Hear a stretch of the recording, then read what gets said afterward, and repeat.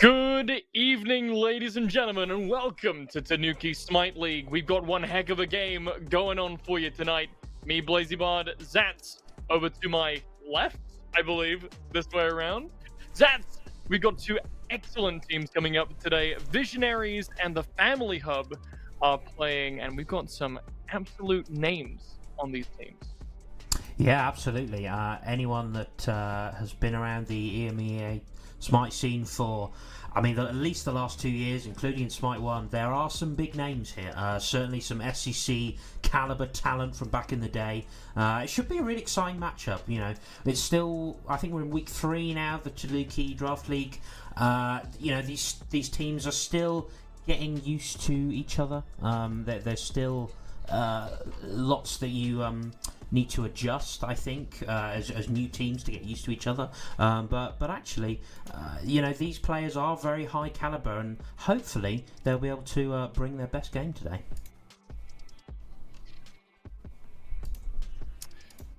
I'm so sorry, folks.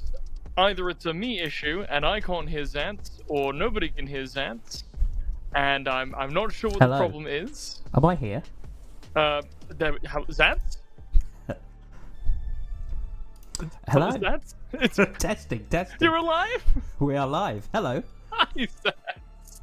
So sorry about that. Oh, did you miss my opening monologue? I didn't hear a single word. I'm so sorry. It's all right. Don't repeat it. Don't repeat it. I'm sure won't. you were talking about how excellent the players are, and how good of a game this is gonna be. Let's start off with a quick question for you, Zant. Obviously, this is the first game that you and I, at the very least, are casting on this brand new patch. Merlin just released into the game, not available for this match just yet, but we are going to see Princess Ari on the board. I want to gauge your opinions on how picks and bans are going to be different going into the set. Well, the first big thing I think that we'll notice is I would not expect to see any Princess Barry today. I think she's an incredibly strong god. Pretty much in any role, that's kind of the level we're at. Has received a few nerfs, but I think, to be honest, she still feels very, very strong, very, very complex kit. And these are very high level players, and I'm certain they will have that god already locked in for their god pools. But I would not expect to see it today. I think it would be brave to allow it through. And again, ADC mid really doesn't matter. It's just such a strong pick, and I would expect to see it insta-banned, frankly. So outside of then the Princess Barry we saw in the last patch, Achilles jungle, Hercules jungle, these, I hazard to say warriors.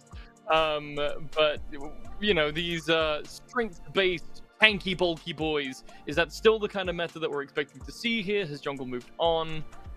I think it's still very, very strong. I do think some of the more traditional assassins and the items they're wanting to build have been buffed a little bit. I still expect to see things like the Thor.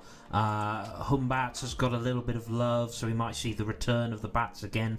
There are lots of strong junglers. Possibly we might be leaning away from these kind of tankier warrior junglers, but there's lots open on the table, and I still think it's really value to have that flex potential into the solo or into support. And again, those kind of picks are really good for that and very useful to have in the P's and B's.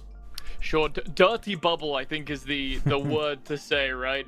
We've seen it throughout Smite 1's history. Now it's seeming to kind of make a small comeback into Smite 2's early meta. We'll have to see how the draft shakes out as we get into our first set of picks and bans here on a very nice, sleek white screen set. Aladdin and Bari already taken off the board. As you mentioned, Bari way too strong. Aladdin, we didn't really see a lot of picks or bans for in our last kind of round of casting. Talk to me about this Aladdin ban and the Odin as well. Yeah, okay, so Aladdin, I know, has been played by this team, particularly mid, by Elastic Leech, I believe. Put in some really good performances on it last week, I think. It's already a strong pick, and I think it's very wise to that feels like a target ban, right? But it doesn't feel wasted because it's still such a strong pick. Odin's a bit more interesting. Did receive quite a lot of buffs with this newest patch, and there have been sort of rumours that Odin solo might finally be good. And I also think Odin is actually super valuable in jungle and support as well, and that's arguably his best two roles. So I actually quite like the ban phases for both these teams so far. Could even be that we're seeing Visionaries look to go for maybe some immobile gods, something that will be majorly punished by Odin. That's like a top tier strat, though. We'll have to see if that's where they're heading with it. Sobek picked here first for the Visionaries. Family Hub don't want to play against an Aphrodite, so that's off the board as well. But interesting first lock here, a Willix and Jing Wei coming first for the Family Hub. I really like this top two. First of all, you take away the threat of Visionaries picking a Wheelix with a Sobek. I think that's pretty scary in itself. And then you take Jingwei, who can just fly out of the Sobek plug. So two really strong counter picks, I suppose, in a way. And again, it takes the option away from the Visionaries. I'm quite a fan. You do kind of lock yourself into what your draft is kind of going to look like. You know, maybe we'll see a Vulcan in the mid lane. You kind of know what to expect, and you can draft accordingly when you do pick things like this. A Wheelix very, very high. But I still think it's a strong top two. Thor and Cupid going to be locked in as the responses here. Now, Cupid versus Jingwei isn't a matchup that I've seen too much of so far in Smite 2 Zats. Jingwei obviously has a lot more comeback to lane potential. Cupid has a little bit more staying in lane potential. How are you feeling about this dual lane, as it looks like Geb is going to get locked in as the partner there? Well, it looks like the Family Hub aren't really interested in winning that lane by any means. And to be fair, Sobek is, as we've seen quite a bit in the last few weeks, the top support. Cupid, very, very strong in ADC as well. And there aren't too many good matchups you can do into that Cupid. Artemis is one. Jingwei is okay. Again, you have the ult, the CC immune ult. That's your only getaway from the Fields of Love, but you've also got a Geb shield, so that's going to help a little bit. It's solid enough. It's lacking in pressure. You're going to need it provided elsewhere. Again, a Wheelix can do that. Vulcan's going to have good pressure in mid. I'm maybe looking at the solo lane, and probably so are the Visionaries as well. That could be the really key battle as we go into the final phase of these picks and bans. I'm kind of looking to see if you can draft a bit of pressure, a bit of rotation power. That's what I'm looking for. The Ares is going to get locked in here for the Visionaries. Really talking about this flex potential that you brought up earlier. Thor, Sobek, Ares isn't maybe the most conventional thing, but I would say this is probably leaning more towards the solo Beck with Ares in that support role. Maybe an adaptation to the Geb Jingwei. What do you think? This is another god that got pretty heavily buffed with this new patch. Ares kind of got a fair bit of scaling with these buffs. He got some int scaling on his ultimate. I think he got some strength scaling somewhere as well. A little bit more HP regen, I think. Yeah. And actually, that could be leaning maybe solo, maybe even jungle. I'm calling a spicy Ares jungle with the full Kalas solo. That's what I'm predicting. Maybe a little bit bold. I would really love it into this Wheelix. I think that would be a really good matchup. I mean, you just never are able to win that as an Wheelix. It feels like you've got knock-up immunity, you've got cripples. I'm kind of digging it. I kind of like it, even if it goes elsewhere as well. Solo Beck would just be fine as well. But really strong draft from the Visionaries with a bit of scary flex potential as well. Yeah, I got to completely agree with you here. You look across the board, a Willix gets shut down by the chain. Jingwei shut down by the chain. Vulcan shut down by the chain. Geb shut down by the chain. So this Ares at that last spot really has done a lot to checkmate the enemy draft, and actually leans a little bit more towards that Odin theory that I was talking about at the start there. None of these characters on the sides of Visionaries can't get out of that cage, I think, at all. So really smart ban there to stop themselves from getting checked right at the end. Now, Zats, I can really see a clear vision for the Visionaries draft. I'm less clear on what maybe the family plan want to pull out here. Could you try and clarify for me? I think, they're relying on getting a good Wheelix ult, right? try and get a pick.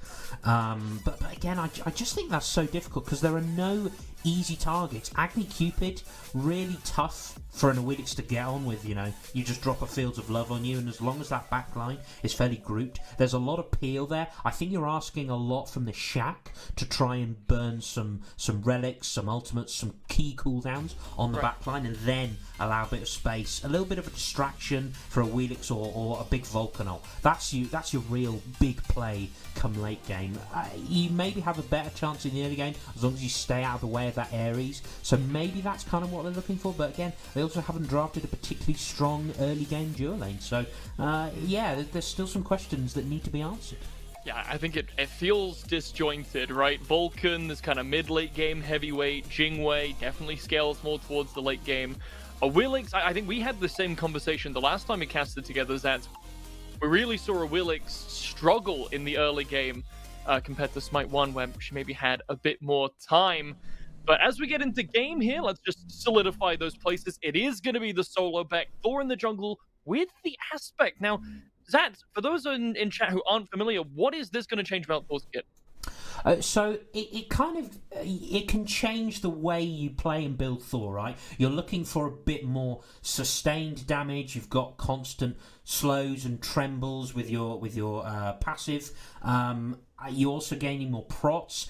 I think it leans more towards a sort of hybrid, maybe auto attack style Thor build. What it does do, it means that you don't necessarily die when you try and all in a squishy late game, right? It kind of gives you a bit more survivability, a bit more endurance in that backline.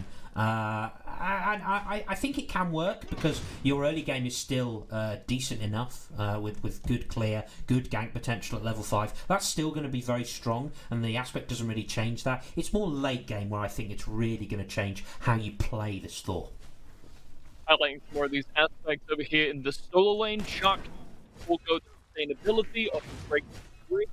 Instead, making that rain bring a little pain. The Aspect doing a little bit more damage. Being very smart going up against the Sobek with that innate anti-heal. And the Ares find him doing a little bit more damage. Is that right? Yeah, it's a really aggressive pick, actually, and I think this is exactly what you should be doing on a pick like Ares, where again they maybe haven't played much against this because Ares has been completely out of the meta, but it kind of flips everything you know on its head, and these chains are really, really potent. Half health on the Geb already. That is going to be a difficult matchup for them to come up against. As you said, not a lot of early game pressure for the family hub in this dual lane. It's all going to be about weathering that storm, finding their way into the mid-late when it gets to it, minute in. Already a small lead on favor of Visionaries as they're just currently poking all around the map, right? This is their early game plan. Poke them out a little bit, farm as best you can, try not to die. Yeah, very much so, and it feels pretty of an even start. Again, you're pretty happy if you're, on the side of the family hub. You've got this Geb Jingwei. You're not looking to take too many early spills, and they're playing it very, very sensibly so far. On the other side, you've got a Shack who you would expect to be a bit more dominant in that solo lane, and then you've got these two junglers who, again, kind of feel pretty even. I do think the onus is on Awilix to provide a bit of pressure before level 5, but again, as soon as Thor gets the ultimate, it changes and flips on its head. Little bit of a fight here towards the Gold Fury. A Fran's gonna take some damage. Love Bomb on the mark. Half health on the Jingwei. Stun's gonna be good. That's gonna be a shield. Might not be enough. Teleporting to the Axe. Spin to win. Finds one. Knocked up is the Cupid though. Awilix able to claim that one in return. Fran not gonna walk away himself. 2 in trade in favor of the family hub. Make it 3. Ares falls 2. Wow, that's a massive, massive win, and not at all the way we were expecting. But honestly, I think a lot of credit goes to French Emperor there on this Awilix. That's the real sticking point, I think. Even though the Thor had good damage there, you saw the constant sort of lightning damage coming out, trembling, slowing, healing a little bit. It's just not enough to match with this Awilix, and as I just said, pre-level 5, that's who the onus is on. And now the fact is French Emperor has a lead, has a level advantage. It's looking really, really good for the family hub. That's just what you need, but they need to keep it up. Big first blood from Visionaries, quickly turned around, but because of that extra gold bonus, they're not going to feel the pain too much just yet. Sobek, though, could be in trouble. Two people rotated over here. Mid laner and the jungler, Agni, aim blue, trying to make his presence known. Vulcan actually starts to rotate back towards mid, but he's seen this blue buff. There's blood in the water. Wall goes down. Blue is secured. Now can Sobek get out of this? The wall is going to separate him a little bit. Earthshaker comes through. Not on the mark, but up into the sky. Anvil of Dawn finds a mark. It's going to be the beast with the turret. It's just barely not going to finish off French Emperor. Ifran's going to have to do that himself. Yeah, that's a really good response there. You get your blue buff secured with a nice Sunder. Rust Enjoyer burns a lot of cooldowns and a lot of time and a lot of pressure onto that Sobek, who in that lurk in the waters is very, very safe, and you're able to get out scot-free, and then you're able to punish. Again, a nice rotation, a good Anvil of Dawn. Agni's there to help out as well. That's a little bit better, and again, you get the kill onto the Awilix. That's going to be really important, once again, to keep that Awilix under that little bit of pressure. Give Fran a bit of breathing room as well on this Thor, particularly after that first fight that didn't go so well in the left-hand lane. That's going to help you a little bit. Just stable it out, but again, it's still very early doors, barely 300 gold in it at this stage of the game.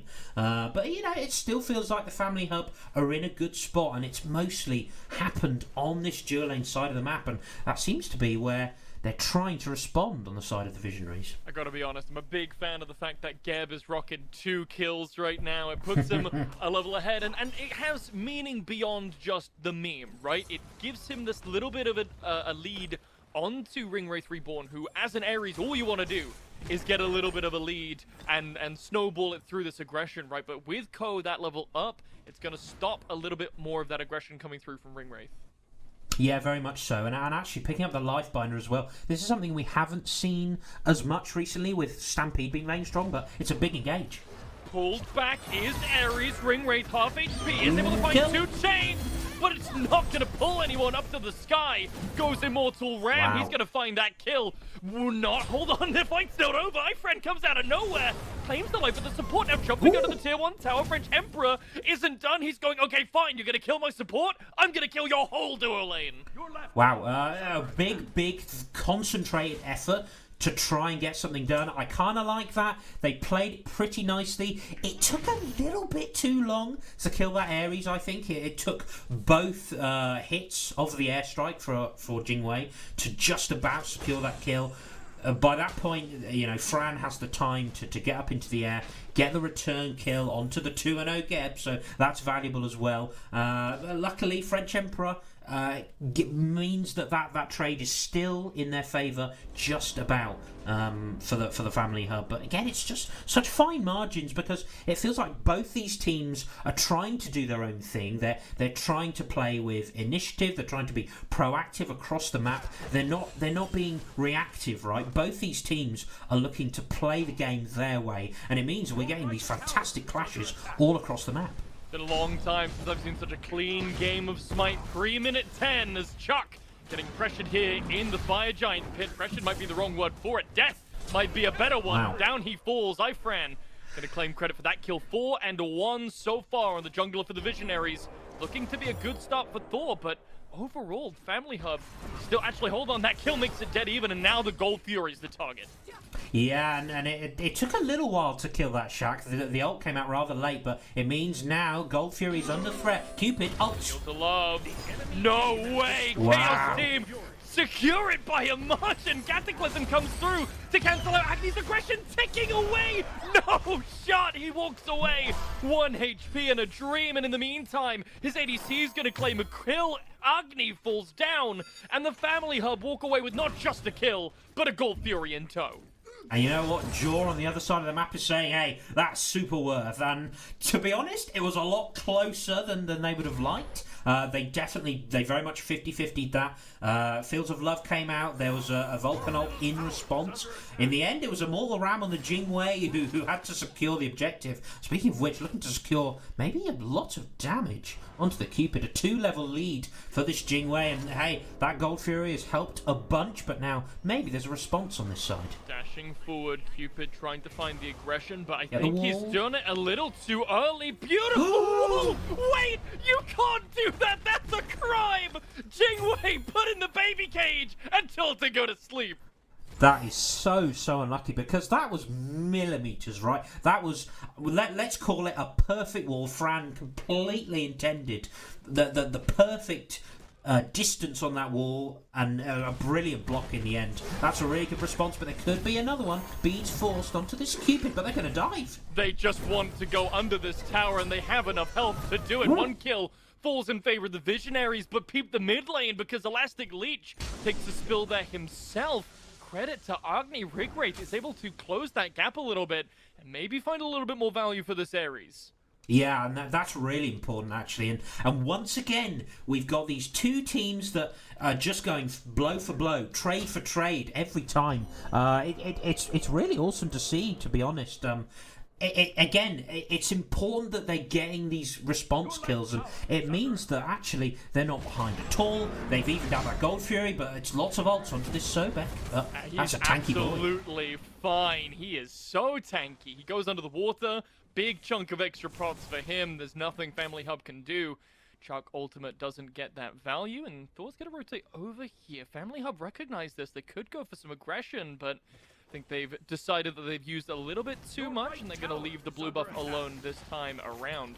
iFran's going to be more than happy to split that with a solo liner. Yeah, and again, they try and pressure out this Sobek. They haven't managed to kill Rust Enjoyer yet. I kind of think it's a little bit of an odd choice of focus, but to be honest, both these junglers have been absolutely everywhere, and Wheelix getting crippled and potentially pulled. That's the beads. Beautiful from her, but Agni's not leaving well enough alone. He's going to get pulled back in. Beads forced. Now Elastic Leech on the upside. Earthshaker's going to claim the life of the Agni. Wheelix is still in the background, barely on a quarter HP, but she's hunting for someone. This mid laner, sorry, iFran, is going to be the target she's hunting for behind this tier 1 tower. Family Hub have pure control over this mid lane right now, Zats. Doesn't feel like Visionaries have a lot to do other than just respond to the aggression. Yeah, very much so, and even though, you know, they're the ones that try and engage that fight, they're the one kind of diving tower, in the end, AimBlue feels like he's a little bit pushed up, but actually I think it was good work from Ko on this Geb to just slow this Agni down enough, force the beads on AimBlue, but it stalled just enough for that Earthshaker to come through and hit the target. Big damage, killing AimBlue. In the end, it's only one kill, but it's a ton of relics used, right? We saw, I think, 2 sets of beads in that fight, ton of ultimates, and I have to say that the only thing that's really separating these two teams at the moment, it feels like this Geb is doing a lot more than this Ares is, right? And that feels to me like it's the big difference. You know, Ares is doing lots. These cripples are good. Are they getting anything off of these cripples? They're certainly not getting anything off these ults so far, and that's perhaps because they haven't really been able to combo and use their CCs sort of alternating between each other based on those beads cooldowns, right? They're burning one beads with the Ares ult, but then there's a Thor ult immediately after, and maybe you just need to delay that Thor ult just that little bit so you can make the most of those beads being down. I think we see a completely different story here. First Blood goes a little cleaner in favor of Visionaries, but those 2 kills are going to cost them a lot, and hold on, they're setting up an ambush in the jungle here. iFran forced to teleport away to the hammer. Felix is just walking away. Oh my goodness, the damage to Cupid! Where did his health go? It feels like it just got evaporated there as the rest of the Family Hub are starting to walk around this Gold Fury. Visionaries have to group up in the response. Yeah, and Blob's health taken away by a level 14 Jingwei with a fully stacked Dev's Gloves and Kin Size, and plenty of levels to boot, but there's a big scrap going on, particularly in the back. Gab has been caught off guard here, but Sobek all the way in the backline, a little too deep without a paddle. Down he falls. Willis claims credit for that one now, trying to just fight. Thor dunked in, hoping to save his solo laner, but it was too late. And now he's turned on by 4 members. Visionaries now 2 people down. They have to run away. There's no way they can stay in this fight now. Health bars are a little bit low on the Family Hub, but they have the numbers advantage. They have a 2-person number advantage, and French Emperor is killing the backline. Catches the dash, procs the Aerodite, kills Blob, gets the Gold Fury. It's a huge, huge fight, and it might not be done, Blazy. It's a 4,000 gold swing right now. Zatanna still looking for more. Cataclysm comes through. Ares is able to find 4 members with the chains, but only 1 gets pulled in. Chuck has to come closer to the tier 2 tower. The rest of the Family Hub move away over the wall. Ko falls down. Aim Blue puts a bow on the fight with a kill. Yeah, one tiny little misstep, and that's just 1 block. Could be another one, Aim Blue. No way. Oh, not quite gonna kill Immortal Ram. Double-digit health. I think Immortal Ram is gonna get out. It's such a good fight for the Family Hub, and again, 1 little block on the page was just that final kill onto Ko. Just caught lazy backing, unfortunately, but everything else went absolutely perfectly for them. Aim Blue, they may be looking to set up a bit of an ambush here around this purple buff, but I think Red Team know what's happening. Family Hub are aware of this. Yeah, Emperor knows exactly what's going on. They're there to respond, but it's not going to be for the actual buff itself. Does go the way of Visionaries, but they're going to lose iFriend for it, and that's just not worthwhile. Reborn now in an awkward spot, as well as the rest of his team. Geb's going to push him away. That might be all she wrote, but the Family Hub, they're still pushing forward here. 3k lead, but that stun should close it. Yeah, and actually, I think they just need to back off now. These fights have not been going their way. I say that! Oh my goodness! Wow. Chained in the air! Put that bird on a leash, she's gone! And now pulled back. You can't do that to the Ares chain. That's so sad. Immuned out by the Geb shield. 3-man Cataclysm should stop the aggression, but never mind. He's overstayed his welcome. The Geb's gonna go back to the ground. And yeah, we saw that aspect, that Ares aspect coming through, getting that enhanced basic attack with the stun. They're not really respecting what Ringwraith is able to do on this Ares. It's a nice job, a nice response for the Visionaries, and once again, this is kind of the story of this game so far, right? It's the Family Hub getting really good fights, and seemingly it all goes swimmingly for them, and then they maybe just overstay their welcome a little bit. The Visionaries, even though I'm saying, well, I'm not sure they should be taking this fight, they need to back off. Actually, they keep getting nice little picks in between these fights, and you know that's kind of what their comp does well at this stage of the game. They've got lots of CC. They're clearly grouping up and working very well to focus on certain targets. It's kind of working for them. It's just a shame they're not able to actually win the main team fight, right? But actually, the longer this goes, I think that they'll still have a really good chance come late game. There's a lot of threat, I think, in the late game team fight from Family Hub, but I do think Visionaries, they're doing everything they need to do, bar actually winning a team fight or taking any major objectives. But I'm saying that they're doing everything really well. They're not particularly behind. They're always responding well. They're farming the map as well as can be expected. It's still very, very even at this stage of the game, despite what appears to be an okay lead for the Family Hub. Eyes over to the left lane. French Emperor looking potentially for something, but spots out Ifran in the jungle waiting for him and is going to decide against it. I wonder if we can pull up the damage dealt board, please, Rosie, as I've just noticed the 3-level lead so far on Ares. Family Hub looking to take advantage of this swing, going for the Pyromancer. Beautifully caught. Wait, Anvil of Dawn, more like Anvil of Cataclysmic Failure. Goodbye, Thor. He's gonna try and run away here. Ares having to just be on the full retreat. Family Hub, they bait them in perfectly, and they catch the support for their trouble. Yeah, amazing work from Ko to perfectly immune the Anvil of Dawn, stun out the Thor immediately, and Fran has to beat immediately. Doesn't die, but they too lose their support. It's all over this Pyromancer, which still hasn't fallen. Will probably go the way of Family Hub, but again, Agni is nearby. Aim Blue does a lot of damage at this stage of the game, so mustn't be underestimated by any means. These bombs certainly are a threat, but what's more of a threat than an Awilix jumping on top of you? The bomb might actually find it with a shell. It's going to be beautiful. French Emperor yet again limps away with a slither of HP as the family hub take down that not the fire giant. That's a little too soon for right now. The Pyromancer, though, is going to fall firmly on the Chaos side. Okay, so what I was saying about these kind of reactionary kills, they're getting good responses. That one's not so good for them. And again, you have to highlight the brilliant play from Ko on this game. It was just a perfectly timed cataclysm, as you mentioned, and that kind of snowballed the fight very much in favour of the family hub. And again, they weren't looking to necessarily to secure that Pyromancer, right? They were pulling it, they clearly did good damage to it, but they knew there was steal potential from Aim Bloom, from Fran, and they knew that, and they just went for the fight. You know, they jump in, they force the beads from Aim Blue, and they know exactly what they're doing when they pull these objectives. They know when they're committing to it and when they're committing to a fight.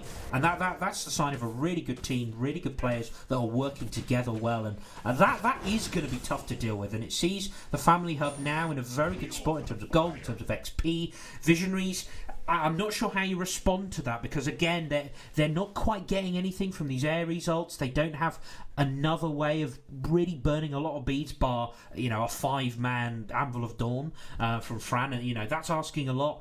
I'm not sure what the solution is. Maybe you need to get this Cupid a bit more involved, but Cupid's really struggling into Immortal Ram. 2 levels down, was really struggling in that 1v1 that we saw a little bit at the back end of earlier. That needs to be your response, I think. You need to find a way to get Cupid back into this game. Gold Fury's pulled, and it looks like once again Family Hub want to go for this fight. Both the frontliners caught out in the fields of love. Damage is good so far. Geb falling a little under half, but the shell's going to be good. Gold Fury does go down in favor of Family Hub. Check the back line. This didn't work out last time, but this time it's gone a little bit better. 1-for-1 this time. Ooh. Aim Blue finds Ko. That's a 2-for-1 trade so far. Visionaries, they may have lost the Gold Fury, but they have a good chance of winning this fight. Scratch that. French Emperor jumps over a wall and eliminates the ADC. Now charging forward still is Chuck.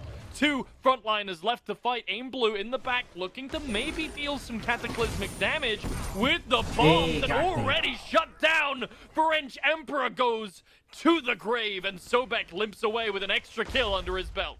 What's really interesting is we've seen that ends as a 3-for-2, right? We've seen French Emperor having to jump in a lot. Aim Blue dashes into Jaw. This could be big. The damage from Agni is huge, ticking away once again. They can't keep getting away with this. Aim Blue very, very low. Elastic Leech knows. Oh, not gonna catch. It's literally straight off the mark, but we're fighting inside the turret range. The walkway of flames is going to be good, but Vulcan is just too fast. Backfire. Meatball off the mark. A beautiful sidestep from Aim Blue is going to save the life of the Agni, and I think that's all she wrote. No, he's coming back in. Guys, stop. My heart can't take it. And actually, it's all a bit of a bait, because Anvil of Dawn, I don't think they're going to catch the Vulcan. No. Not the range, nor the time for Fran. A little bit unlucky. Big fight. I think it still ended up a 3-for-2, despite that very prolonged 1v1 between the 2 mid laners. And again, these two are kind of the standouts here.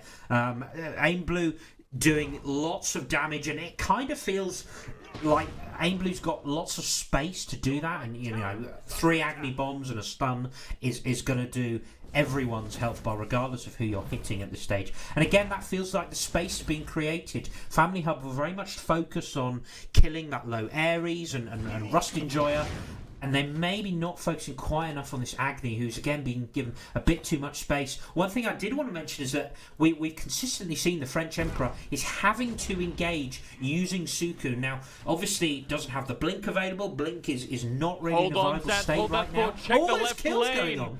Ram just charging down. I'm sorry to interrupt you. I thought we'd have a bit more mileage on that fight. Ram able to claim that credit on the left side. Blob is not having a good time so far this game. No, and we mentioned that the Cupid is the crux of the problem. I think you need to find a way to get Blob somehow just get them some levels, and I always say in these kind of situations they are a little bit behind. Again, it's not massive for 22 minutes, but it still feels like they're in this game if it's a 4v4, but as soon as those ADCs turn up, you are going to be at disadvantage. How do you get the Cupid involved? Need to start split pushing and just accept that you're going to be down. Knocked up and pulled back, Sobek, without a paddle, just trying to get out, but the turret is too strong, and the Crocodile's been Dundee. Down comes the Anvil of Dawn, off the mark, only one hit. Cataclysm comes out in response, but Aimblue's getting charged down. Jaw just has too much health, tankiness, everything. Aimblue forced out of this fight. Family Hub in a decent position, potentially, to start up the Fire Giant. Yeah, and it's going to be really tough to defend. They took down the Sobek nice and early, and this is something they've tried to do a couple of times, but again, they get the good pull onto the Awilix, and then that Vulcan turret gets that final shot, and Rustin Joy doesn't get out. So they're down a man, but again, look, Family Hub know they're not committing to the Fire Giant, they're committing to the fight. Yeah, and it's all on Reborn here. Up he goes. Savenya, no one gets pulled, but...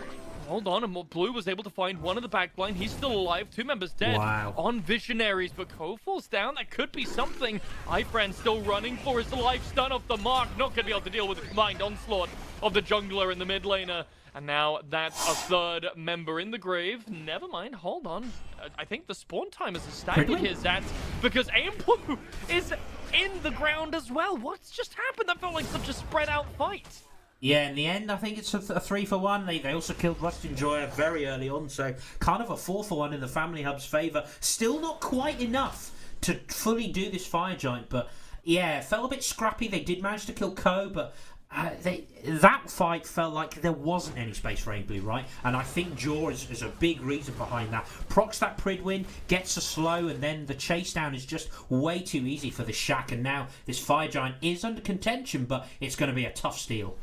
Rust is here with a wraparound, looking to find a way in here. But the Fire Giant, no way!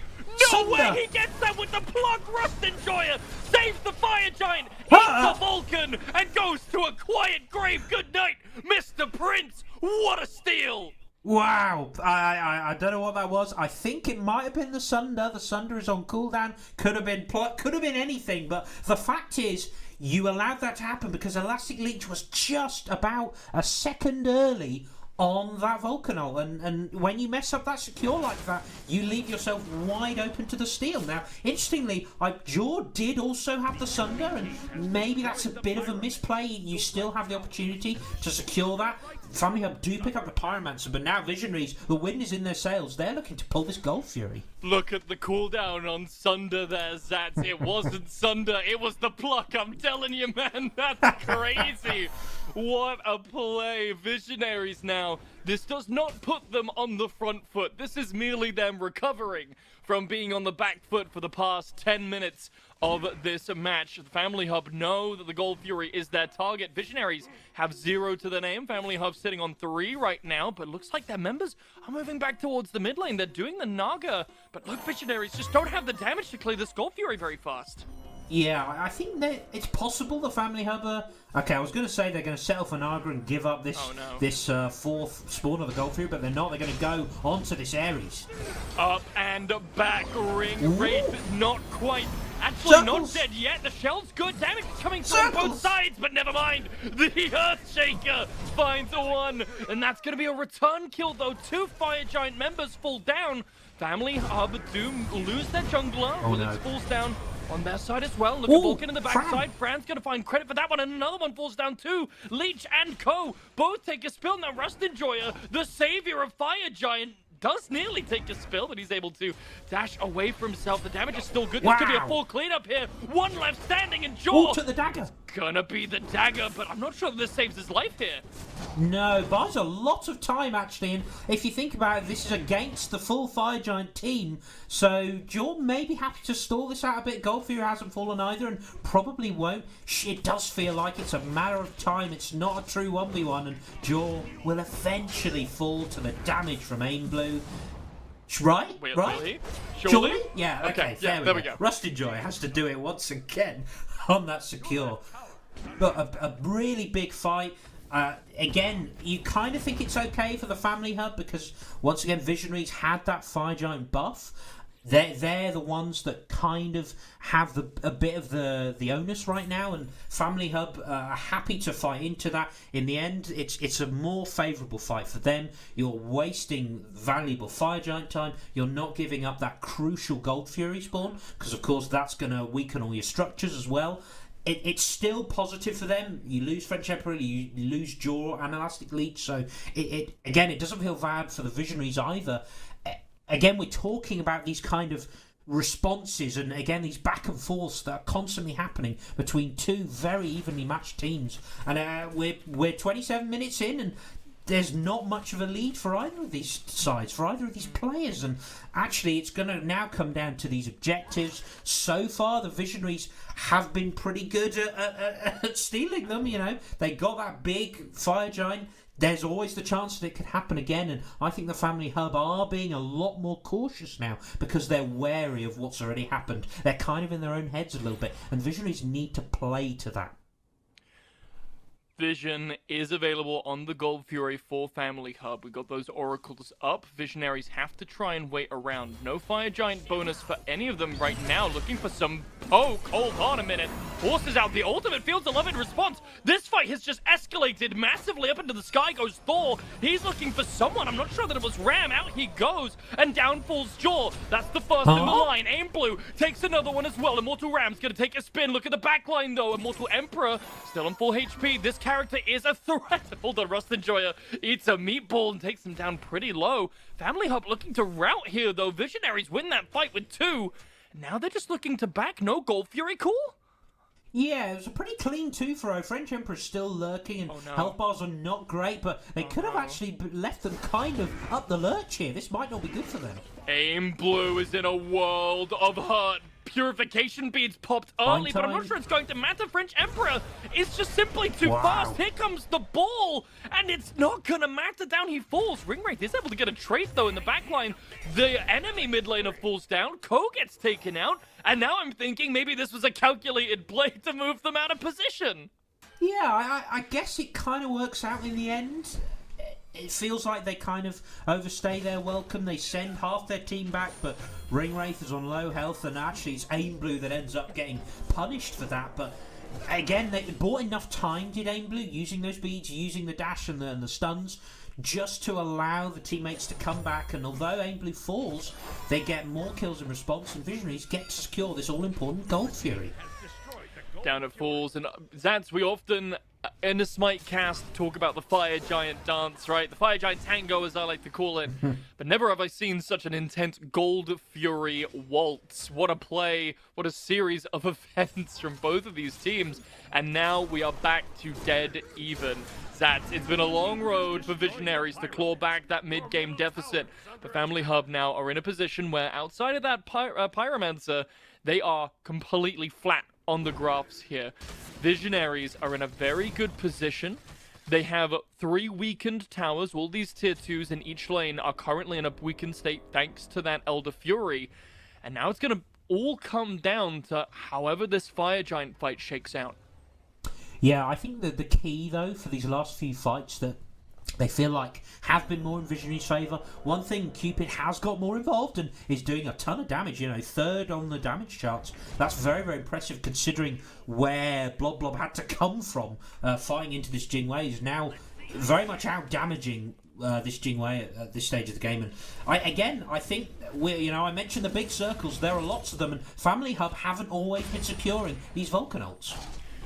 Ares is charging into the backline, finds 2 chains, but they're immuned out procedurally. Now Chuck in some trouble. Call the lightning. Down comes Thor, but look at the health bar on Sobek. He's pulled away from the fight. Excuse me, sir. Can I have a moment of your time to send you to Jesus? Emperor claims credit for that one, and now Visionaries have to scatter. Their health bars are too low. But there's a jungle cat waiting to pounce. Aim Blue, surely actually the support takes it away. Look at the damage on the flip. Reborn takes the life of Suku and its owner, and the Family Hub lose their jungler in the process. Oh my goodness, it's all gone Pete Tong for them, and I can't believe the cripple actually came into effect. That jungle 1v1 finally happened, and it all looked so good for the Family Hub. It was a huge Vulcan ult, it hit 3 or 4 of them, got them really low, and then they just overstepped once again. They don't respect the Ares chains, they don't respect the Agni damage, and they get punished for it. And now it feels like the Visionaries are the one in control, although they're getting pushed back here, and a meaty combo from Elastic Leech just to sell the nerves a little bit, saying, you know, we're not losing this game at all at this stage. We're still very much in this. Let's just bring it back and bring the Vulcan damage, and that'll just slow things down once again. Back to even footing, back to the tango. I'm going to lose my voice before the end of this game, Zats. This is too intense for little old me. It has been an absolute treat watching these two teams play so far. Chat, I promised you one heck of a game, and I hope you agree that we have delivered, or rather these two teams have delivered for you. Absolute cinema. 33 minutes into this match. Not 1,000 gold stands between these two teams, and the Fire Giant is once again the target. One clean fight is all that separates one of these teams in match 1. Yeah, and there's a plot going on to Jaw. There's a tussle all over, and ult's being traded. Jaw's the one trying to get aggressive though, but health bar is getting a little low. But there's pressure on the backline too. Look at Jingwei, forced to pop into that ultimate. Fields of Love already down, but look at that. Hearts already doing a lot. Thor's in the sky, as you mentioned. Down he falls, half health on Jing already, and that's going to be the rest of it. Blop, blop, fish time. Claims credit for that. Ifran teleports to the hammer, but he's going to meet his own demise. 1-for-1 trades jungler for ADC so far, pushing a little bit more into the jungle now. Family Hub looking to get aggressive, but look at that. 3 men stunned, 4 men hit by the bombs. Family Hub have to back up. Look at those health bars. Half HP on 2. Only a little bit more for the rest. Chuck in some trouble. There's the stun. There's the bomb. And the damage. Actually, it's going to get immuned out. There's the shell. No way Jaw makes it away on the right-hand side. Unbelievable damage, but just not quite enough to finish off these two tanks. Does have a bit of pen in the build, but hasn't quite finished that last item, and the fight is still going on. Health bars are dropping low, but actually it's French Emperor possibly getting caught out in the backline. The jump is down. Suku Jaw's still here. No longer able to be summoned. Jaw is finished off on the right-hand side, but I'm more interested in what this Awilix is looking to do. Can she back away? Suku has come back up, so a lot more of a safe position now. That could have been a very bad spot for French Emperor had he been caught out without Suku. Yeah, but actually still a very, very quick Awilix, has the Arendite, tons of movement speed available, and again, Suku is not on a particularly long cooldown. Interesting though that while that was happening, they've done a really good job, have the Family Hub, of pushing down that left-hand side wave. That Phoenix on the left is very, very low, and again, it wasn't even a concentrated split push by any means, but they had to send Blob back. It's something to keep an eye on at this next Fire Giant pull, and that could give Family Hub a slight advantage if they play to it. Half HP already on the big boss. So we're going to come down to whether or not Visionaries want to take this fight, and they're going to have to. They don't have the same level of secure as an Earthshaker, but they're just still committing. Is this going to be the call off? Here comes Geb, looking to come in, and it doesn't look like we're dropping it yet. What is happening? Where's the call? Fields of Love comes through. Geb at half HP, pulled back in despite the immunity, and there goes the rock. Down he falls. Cataclysm doesn't even come out, but the Fire Giant still being juggled here, Zats. It hasn't been dropped yet. Are they back on it? Visionaries, they need to decide whether or not they're going to go for this. Waiting in the wings, Awilix, 3,000 HP, still on it. Earthshaker from downtown isn't going to secure it, but sure is the red side. Family Hub claim the Fire Giant, and a kill as well to go with it. Now Aim Blue in a bad situation, but not quite. Just able to get away thanks to beads. Yeah, not a fan of what the Visionaries did just there. Not a lot of it really makes sense. They do a good job initially. French Emperor not gonna jump into 4 people there, but yeah, it's a slightly odd decision making. They do a really good job of killing Ko, right? They use Screeching Gargoyle on while Geb is in the Fields of Love to make sure that Geb can't Cataclysm to avoid the Mez and the stun on the Fields of Love. So Geb has to use Talisman of Purification, still doesn't get the Cataclysm off, and by the time that ultimate finally gets used, Ko is just dead. And it's a really, really smart use of those active items. It's a really good pick. But then they kind of keep taking damage from this Fire Giant. They just lose more and more health. And then they chance the Fire Giant once again into a Vulcan ult, which again comes out a little bit early. But there's a Sunder, and I'm going to say it was Sunder. It might not have been, but it was Jaw either way, who's able to just walk in and out secure, because again, it's not great from the Visionaries, and we might see some more secure needs to be done on this next Gold Fury. They're fighting into it. Visionary have been absolutely shut out of this Gold Fury. There's no reason for them to be fighting here. The Phoenixes are going to be weak, but Visionaries can't defend their towers without people alive, and taking that fight would have meant near certain death for at least some of them. 140 seconds left on this Fire Giant, Zats. The left Phoenix is going to go down. Where else do you see the family hub's attention turning?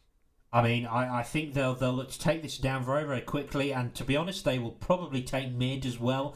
At some point, Visionaries do need to put up a fight. Unfortunately, again, we talked about that left Phoenix. It is just a bit too low to really defend. All they need to do is just create a bit of space for one or two auto attacks from this Jingwei, and that's all you need, really. But where do you put your defense up then? Probably around this mid Phoenix. That's probably where you choose to focus. We'll mention that Cupid does have the dagger, was able to secure that from the Fire Giant at the very least. Visionaries walk away with something. So we're going to be Family Hub looking to push in. They're just waiting for the right time. The next wave could be at that time. Mid Phoenix already being pressured slightly, and that's going to call the attention over left-hand side. The fight's starting to break out. Sobek already on half HP, but look, Ares has found one. Up into the sky goes Jingwei. Fields of Love comes through reactionarily. Down comes Thor. 3 stunned in the backline. The damage is massive. Ifran able to find one, and he walks away. No way. Jaw takes a spill as well, and that's 2 members of the Family Hub wiped off the face of the earth without an answer. Okay, I was wrong. They were right to defend this left Phoenix, and I didn't think it was possible, but they use quite a lot, expecting that Ares pull to pull someone, right? But what they do is force a load of beads, and that they did that so perfectly. Then Fran is able to come in, get a perfect dunk, gets CC immunity as well from the Magi's Cloak. That's something that's come up time and time again. Is able to full commit with the full spin, get the kill, hammer out on barely any HP. It's just perfect play. And the Visionaries, they defend against a full Fire Giant team. They're not going to even sneak this Phoenix, are they? What's that coming over the hill? It's a Jingwei. And okay. Well, she's going to claim the Phoenix, but at this stage of the games, that's that worth her life. 60-second cooldown on Jingwei's respawn. This is definitely, at the very least, a mid-Phoenix for the Visionaries if they can get to it in time. Although that being said, Cupid did go back to defend that. They got no ADC. Yeah, but actually they're pushing in. They've got 2 beefy boys trying to hit this Phoenix, and it's Ainsley who really needs to do the damage. But Thor is in. It's all a tussle, but that Phoenix is not low. What is happening? Up into the sky goes Thor. His health bar is minimal. There's no way he can come back into this fight. Out he goes. But look at this. The backline on both sides. Aimblue able to find one. Jaw takes a spill thanks to the magma bombs. French Emperor's out for a hunt. Nestles themselves in this left-hand side. Aimblue, no way. He gets caught out again. There's the dash, but no. It's going to be the flip-flop. French Emperor falls down, and now what was probably a terrible play from Visionaries turns into a success. Yeah, it's just getting better and better for them, and although they don't get a Phoenix in response, so you'd say in the grand scheme of things, Immortal Ram perhaps just about makes the right decision to die for that left-hand side Phoenix, because at least they've taken a Phoenix, right? They've opened the door, and that's something that the Visionaries haven't been able to do, because again, they sent that Cupid back, took too long to get back into the fight, and they although they get the picks that they need, and they're now in control of this Fire Giant, they haven't opened the base quite yet. So maybe the Family Hub do have to give this up. It's a 41-minute Fire Giant. They are going to try and stick around, but I don't think they'll get here in time. They're just too far away. The Fire Giant's burning too fast. So that being said, we've seen crazier steals. Not going to happen this time around, though. Blop, blop, fish time. Able to find the secure on that Fire Giant. Vulcan beads have just been forced, Zats, and that's a huge relic to lose before the siege even starts.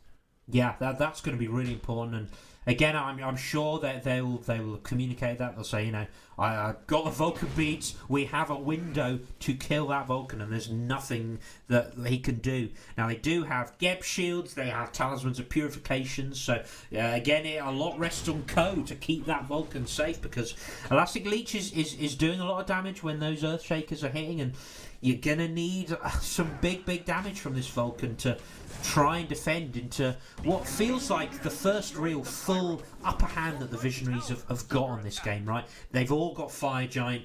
No one has fallen. They're getting this enhanced fury now, so it feels like the perfect window for them to take a Phoenix and finally get a firm grasp on this game. But the Family Hub, they're going to put up a big fight. It's not going to be easy. Fighting and sieging into a Vulcan is very, very difficult. You don't have, any blinks or anything like that to engage. You're relying on Fran to get a big ultimate. And again, that relies on Ringwraith Reborn getting an ultimate in the first place and then hitting multiple people. Again, that's tough to do, that blink. You're relying on the Stampede. You're relying on being given enough space and enough time to try and get a big no escape. And actually, they're not even that interested in pushing, though, because Family Hub, they know they're still in a good position. They're not behind in any sense of the word. They're only lacking that Fire Giant buff, and I feel like they're just wasting a lot of Visionaries' time here. Yeah, it's gotta be. Saw the Gold Fury go down. The left side tower, though, blocking the debuff going on to the Phoenix. That's a big one to not have weakened so far. But Visionaries, they're going to walk in here. They're going to get this tower just quickly enough. Still 2 minutes left on this Fire Giant buff. And the Family Hub have to react here. They're kind of spread out, Sats. They don't really have an answer. I think this left bird's going to go down for absolutely free. Meanwhile, looking to move to the mid lane. Hold on a second. Aggressive positioning, aggressive pathing as we move back over towards this mid lane. But now the Family Hub is all reunited. They're here. It's family reunion. Thanksgiving. Even let's just say it's Thanksgiving. They're all caught up, and Rust Enjoyer gonna get taken under the Phoenix and eaten for Thanksgiving dinner. Down comes the Croc. And now it's the rest of the Family Hub surging forward. They want to find some more. Up into the sky goes Thor. And that might be it. French Emperor is still trying to hunt for a little bit more. It's going to catch them off here on the left-hand side. Visionaries don't have time to stop and check and rest on their laurels. They got to keep running. Beautiful stun. Oh my god, what is that damage? Aim blue, aimed true, and forced out that aggression from the Awilix. That's surely going to be the white flag. Man, there's just amazing individual plays all over the place. It starts with the French Emperor getting a great knock up, and again they all dogpile onto this Sobek because there's nothing that you can do if you're Rust Enjoyer there. It's just a good knock up, and unfortunately there's nothing you can do about that. And now they might get this Phoenix in response. They drop the bomb, but actually Phoenix is not down yet. They're still holding. Barely took any damage. Wow. Fizzle up comes through. Mesmerize isn't going to reach Jingwei before she falls. Ko is going to suffer the effects, and that's going to lead to his death. Joe now has to turn around. The damage is strong. He's going to find one in return. He's going to die himself, though, too. Stunned out here. Oh, my goodness. Agni is swinging and sets up a kill for Ringwraith. Just French Emperor left alive. Zats, there are 4 members of Visionaries here and a Phoenix down. Could this be the end? French Emperor knows, has to get some kind of pick here. Doesn't quite get the kill, and that could be really crucial. But you know what? It's a stalling job. Have you bought a bit of time? Aim blue's very, very low. You might have done enough, but I think French Emperor knew time was not on their side. This could be game, Blazy. This is absolutely the game, Zats. There are 4 members down from the Family Hub. Nearest respawn timer is 20 seconds. They're not even gonna wait. They're gonna just go straight for the Titan. They don't even want the mid-Phoenix. Down comes the Anvil of Dawn. And after a hard-fought game of scrapping from behind, Visionaries are gonna take the first one and move us on to game number 2 after 50 minutes of intense gameplay. Intense is the correct word. I can't believe that was 50 minutes long. An absolute barn burner, and you're quite right. That was such an amazing watch. I could watch it all over again. 5 stars across the board. Amazing stuff. And I don't mind that play at the end from French Emperor. Has to go and try and get that trade at the end. Doesn't quite do it, but that was the game in a nutshell, right? Such fine margins everywhere. Brilliantly directed. Would recommend. Fantastic stuff. Fantastic, amazing game, and I hope that game number 2 is anything like that. We've been spoiled today. Absolutely. What a barn burner, right? We're not even on game 3. And the energy is flowing from these two teams. It's such a joy to see high-level Smite again, Zats. It's beautiful to see. And, I mean, yeah, highlight that Agni's damage because something was wrong with that build. It was deleting people left, right, and center, and I'm not okay with it. I feel personally threatened through the camera. Yeah, frightening stuff. And I do think Agni... especially with Aim Blue, has always been able to pull out this character and make it look really, really strong. Always seemed to have vision of French Emperor as well, and always had the initiative to get those stuns and get tons of damage off it. It was a really enjoyable watch, and everyone played well. You know, Cupid had a pretty poor laning phase, but pulled it back. Tons of damage on the Cupid as well. Really worth shouting out. Everyone, it felt like, played their part, and everyone was willing to kind of take one for the team as well. And actually, you know, we were talking about maybe some of their calls in the early game were a bit off. Maybe the family hub looked a bit more organised, but they all played their roles to perfection in those late game team fights, and it was really impressive to see. Absolutely. I don't know about you, Zats. I don't know about you, chat, but I need to take a breath and go and prepare myself mentally for the game that game 2 is going to be. So we're going to take 5. We'll see you in the next one.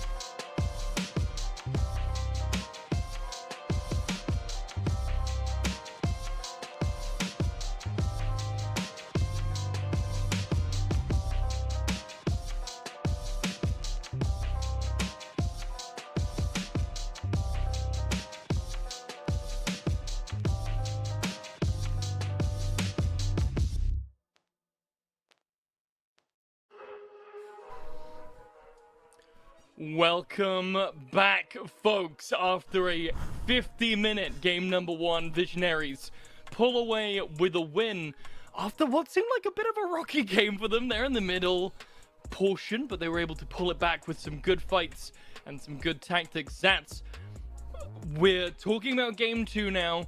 Where did Family Plan go wrong? How do they get back into this? It's a difficult question because obviously the Family Hub really didn't do a lot wrong. You know, they did so much right. A lot of their plays were really, really good, but it ultimately does come down to a few objective calls in the late game. Not brilliant, and I think we might see a switch out of this mid lane. I think taking that Agni away from Aim Blue would be very strong, and then you're not having to gamble with the Vulcan ult, right? I think we'll see that kind of adjustment. There were a few times where the fights went well, but you kind of overstay your welcome just that little bit, and again that comes down to comms, that comes down to synergy, not necessarily things that are easily fixed, but you know, they had plenty of positives in that game, plenty of reasons to be optimistic going into this game number 2, and they will still believe, I'm sure, with the players they have, the caliber of talent they have in this draft, that they will have a really strong chance of taking this to a third game. Straight back so far, Zats, to the same bans as last time. Not in the same order. We saw Aphrodite and Odin second ban from both of these teams in the last game, but this time around it is first for each of them.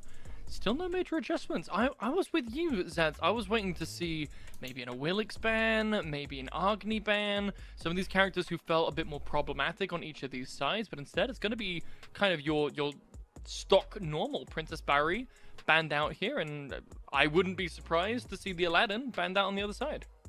Yeah, and actually the Thor is the big adjustment, and actually, come to think of it, that's not remotely surprising. Ifran had such a strong game on it. You know, we mentioned, you know, how's that aspect Thor gonna work in that late game? It didn't really make a difference because Ifran was still able to basically one-shot anyone and had a little bit of help from the backline, and that's always useful. But I'm very much a fan of taking that away.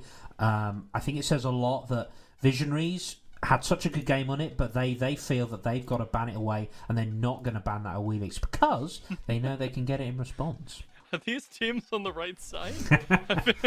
This is just the exact reverse. Go on, go ahead and first pick Jingwei as well. Let's see how it goes. Flip the script, see who wins this time around. But Visionaries choosing to go for the Awilix. Interestingly, leaving Aladdin out of it. Zats, we saw Aladdin first banned in the last game, but where's it gone? Yeah, interesting that they've not chosen to pick that up there.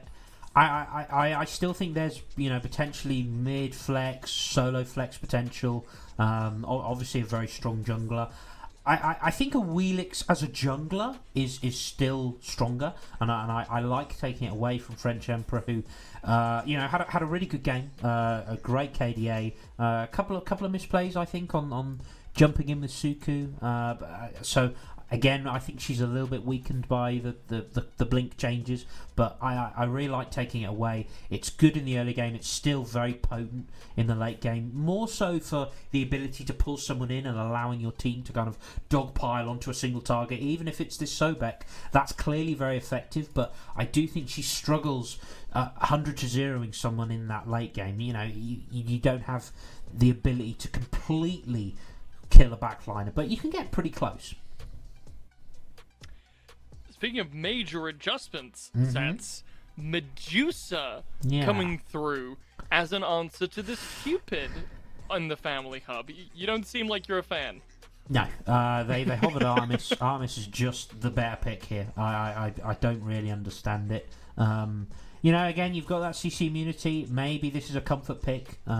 So, you know, at least you have a tool of avoiding the Cupid ult, you know, along with what I presume will be a beads pickup. But I'm not a big fan of this. I think Medusa has strengths. I think she'll be good in lane. It's a very high kill potential. She's great with that sort of Warrior's Axe proc, right? And she doesn't need, you know, another item to like help her clear waves. So early game in terms of laning phase, they'll be really, really strong.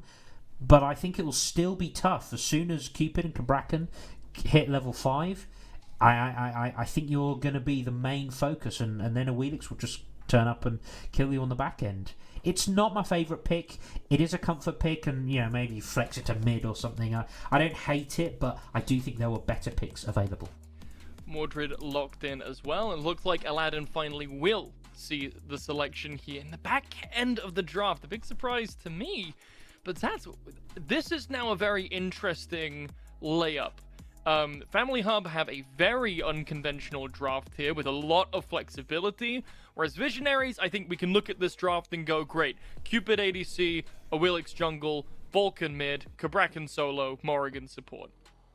Yeah, I think that's the most likely format for this tier. I'm starting to question it already now, actually. The Morrigan's thrown me off a little bit. But you're right, probably a Morrigan support. I don't hate it. You're right that there are questions on the other side. I think this is most likely going to be that Aladdin mid that we mentioned. Again, this is it feels like it's already become an Elastic Leech special. I played it in, I think it was a week 1 matchup or something, and it was considered ban worthy for game number 1, and now gets to pilot it in game number 2. It's very, very good. You do miss out a bit on, the what you get from a more traditional mage. It's very all in, and you have to make sure that you can kill someone quickly in or out of the lamp.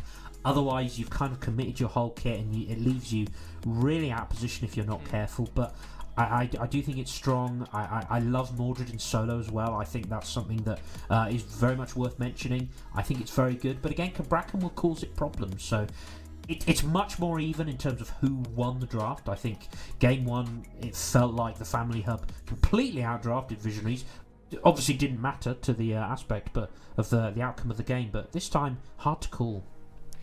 Well, we'll have to see. Let's collapse those possibilities, right? There's a lot of flexibility. I want to see where these characters are landing as we jump in to game number 2. And it will be French Emperor piloting the Susanoo in jungle, Jor on the Mordred in solo, and and as you said, Elastic Leech in that mid lane with the Aladdin. Yeah, and this is, I think, the optimal order of things.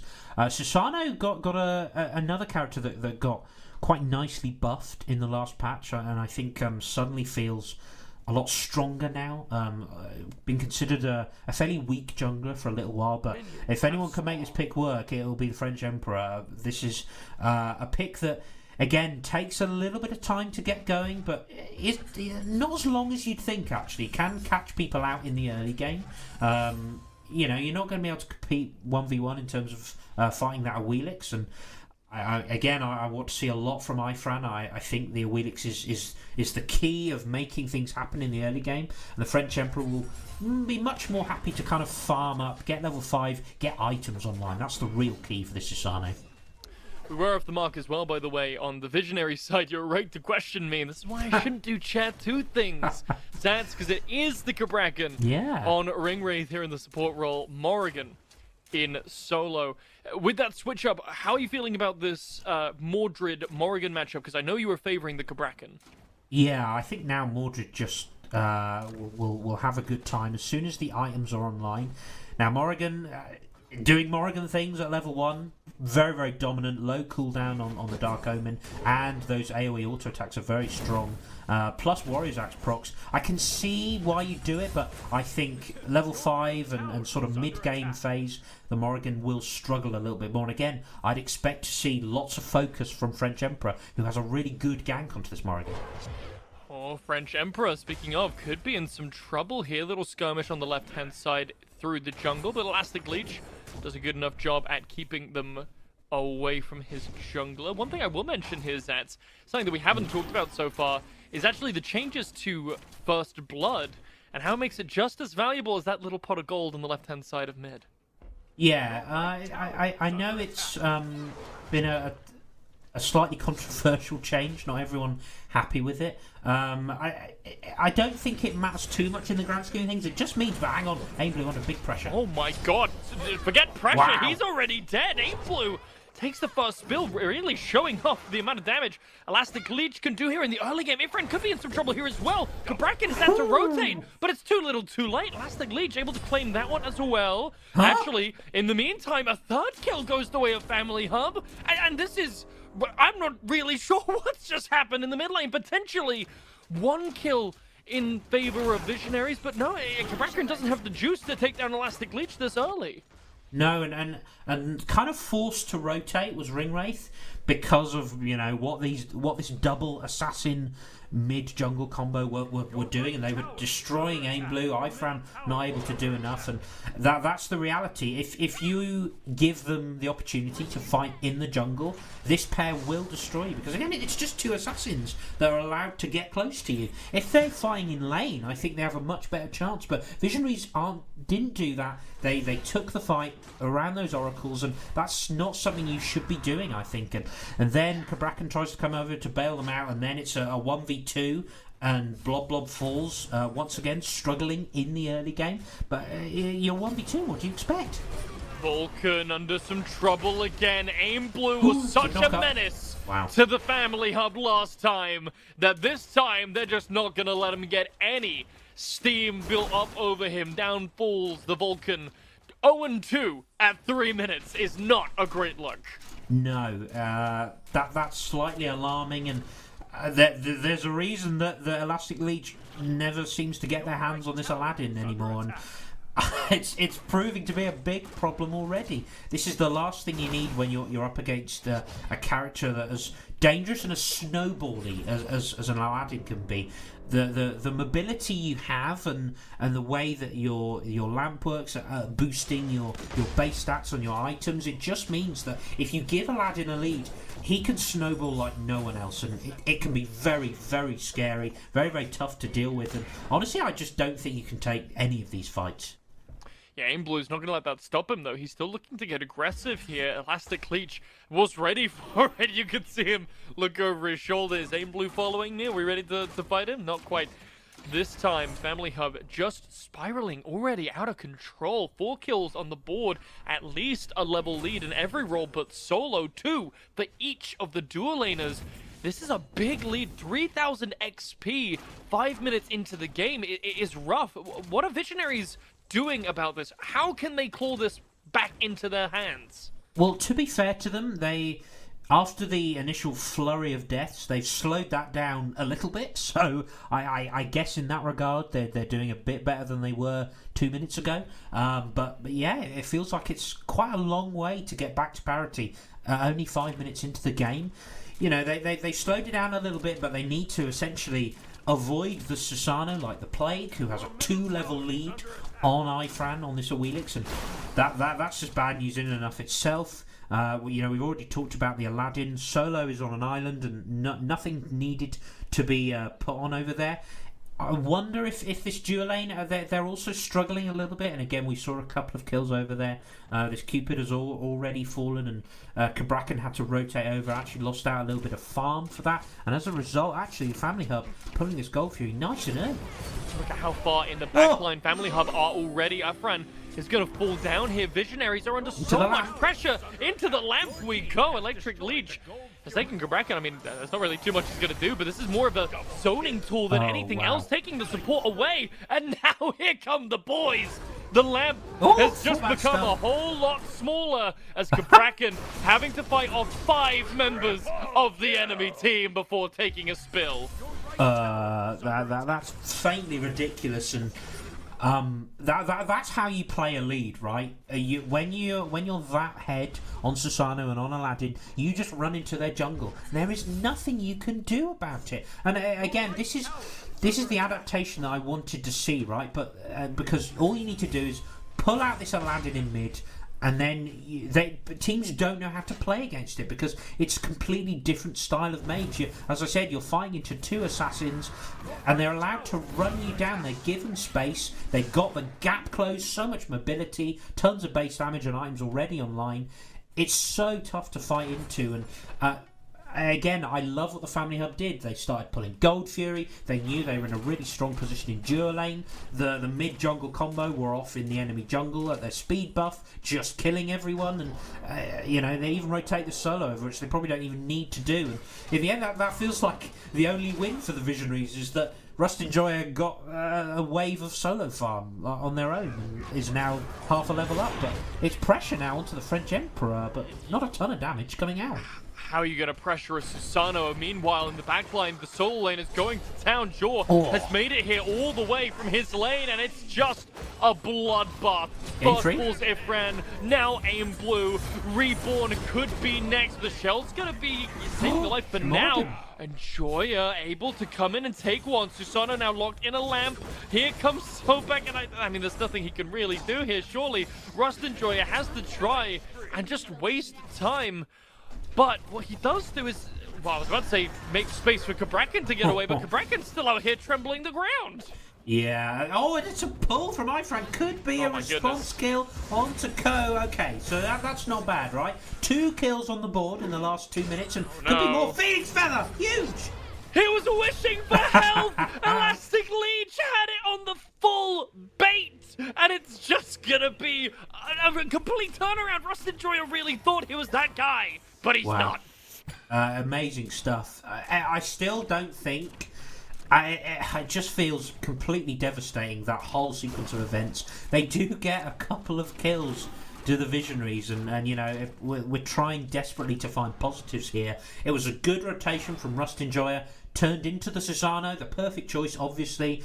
Managed to kill the French Emperor. That's a 5-0 Susano. That's a good bounty to get. And then they get another pick on the Sobek, but it feels like we're clutching at straws here because they are so far behind at this stage of the game.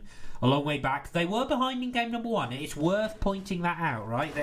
This last game number 1, went to 50 minutes, but ton of pressure. Vulcan's in trouble. Locked in a lamp. Vulcan does have the advantage of having all these turrets, but it's not going to matter when his health bar melts like that. Goodbye. Aim Blue.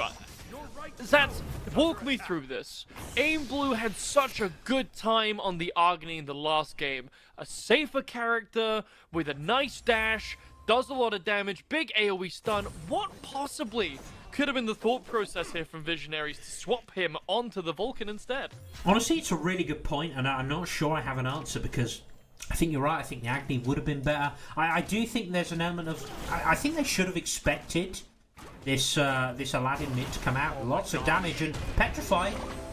It doesn't even matter. Like it does. What am I supposed to say about that fish? Just gets put on a spit and roasted. Goodbye, Ram. Just did not miss a single attack in that entire chain. Imagine criticising this Medusa pick in picks and bans. Couldn't be me, but it's rightfully so. This shouldn't be working, no, Zats. It really shouldn't. And it's all about jungle mid pressure. That's all it is. And I think it's just not being prepared on the side of the Visionaries. Right? You need to know that this Aladdin mid is coming out. Have you played much against it? Clearly not, because Aim Blue, last time it got Aladdin ulted, unfortunately wasn't able to immune it. Now, Ifran is trying to give chase, but actually, I'm not sure. This feels like a trap. Yeah, absolutely is. As the Family Hub completely destroy that Gold Fury, no one on Visionaries either knows or is able to react, and once again, Blop Blop might be the right name, because this guy sure is spending a lot of time dead. Yeah, in the grayscale once again. Not a bad response here to get the Pyromancer, and Family Hub are not too concerned about it. And that's okay, they're trying to push in, take down this first tower of the game.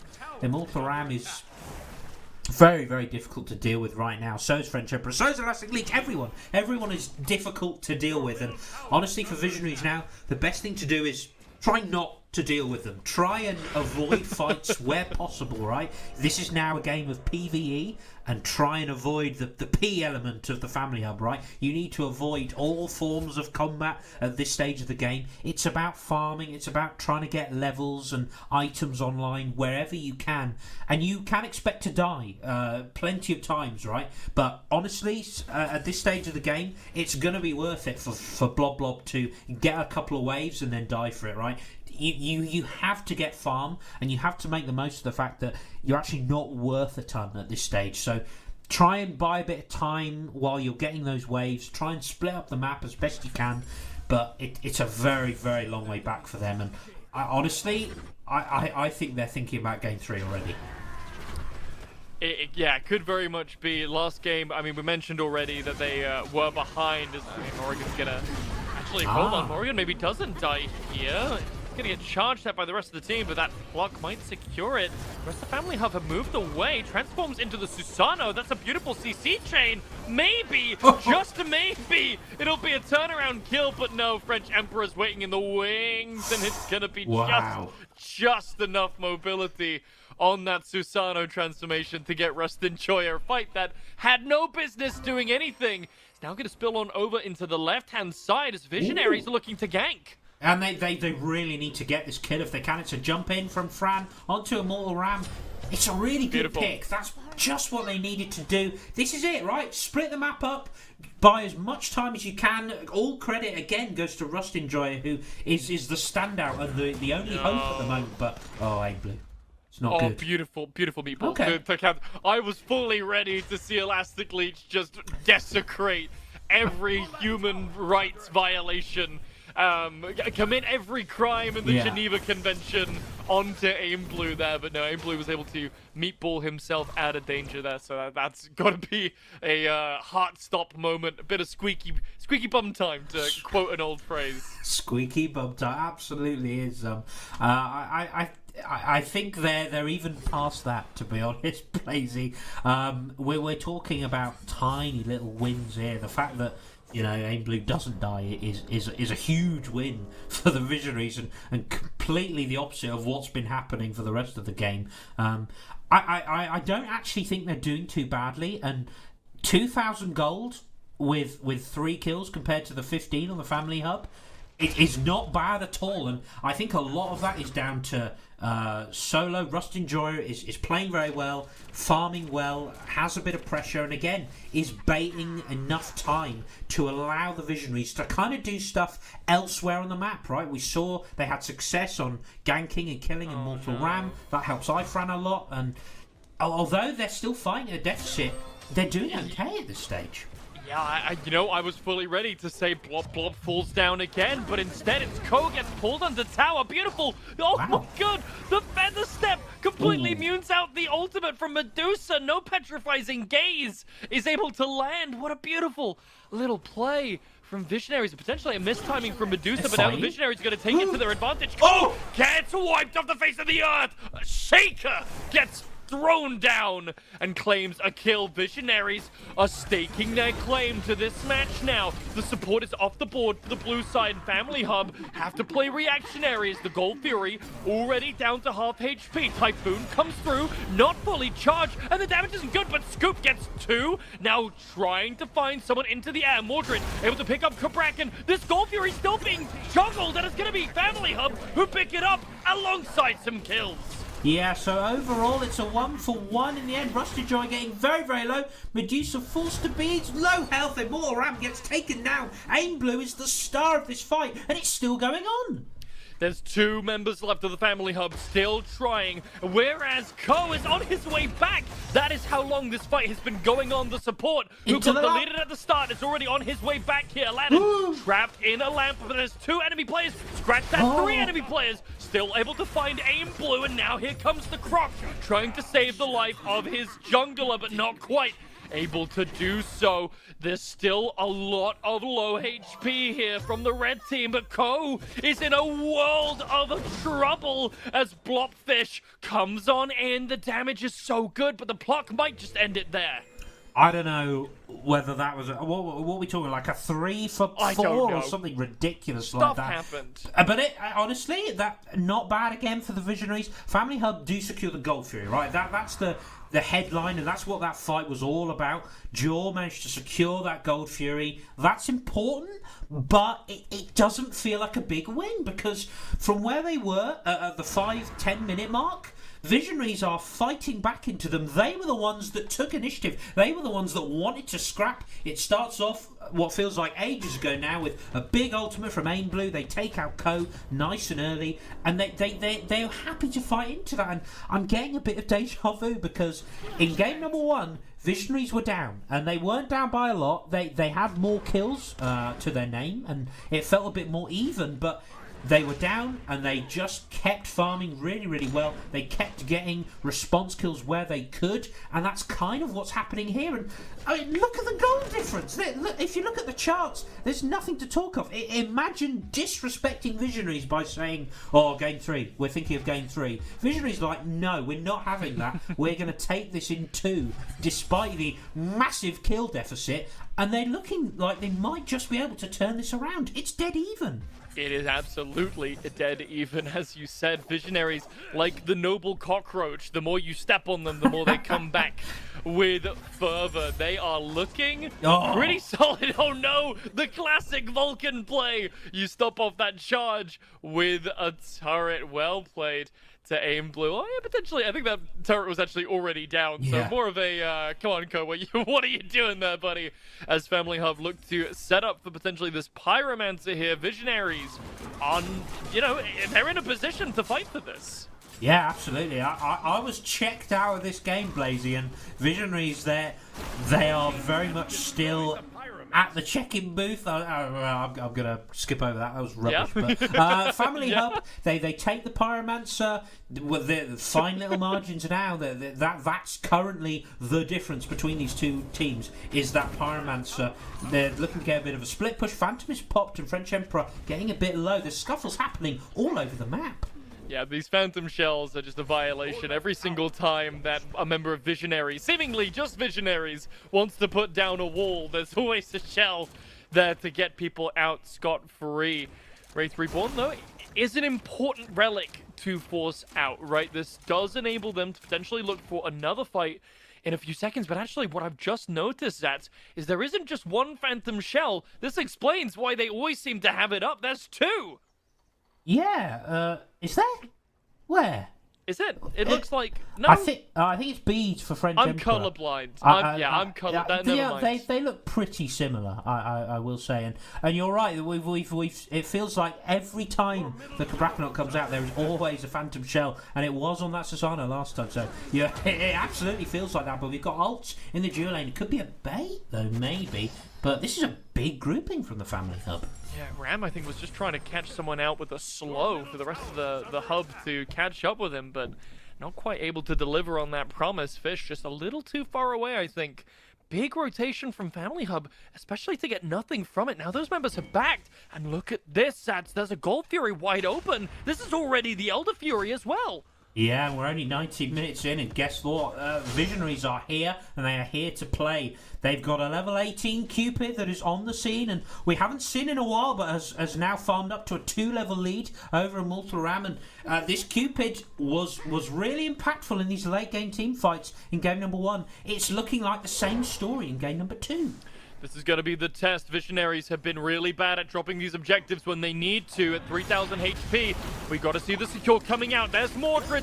But it's going to be once again the order side stealing it away. That's not what you want to see. Meanwhile, health bars are falling low. Wraith Reborn, the first to fall. Rust Enjoyer having to force that ultimate defensively again. But look at Ladder from the left-hand side. Ifran going to take a spill here. French Emperor finds that one, and the transformation goes down just as Leech wants to pounce.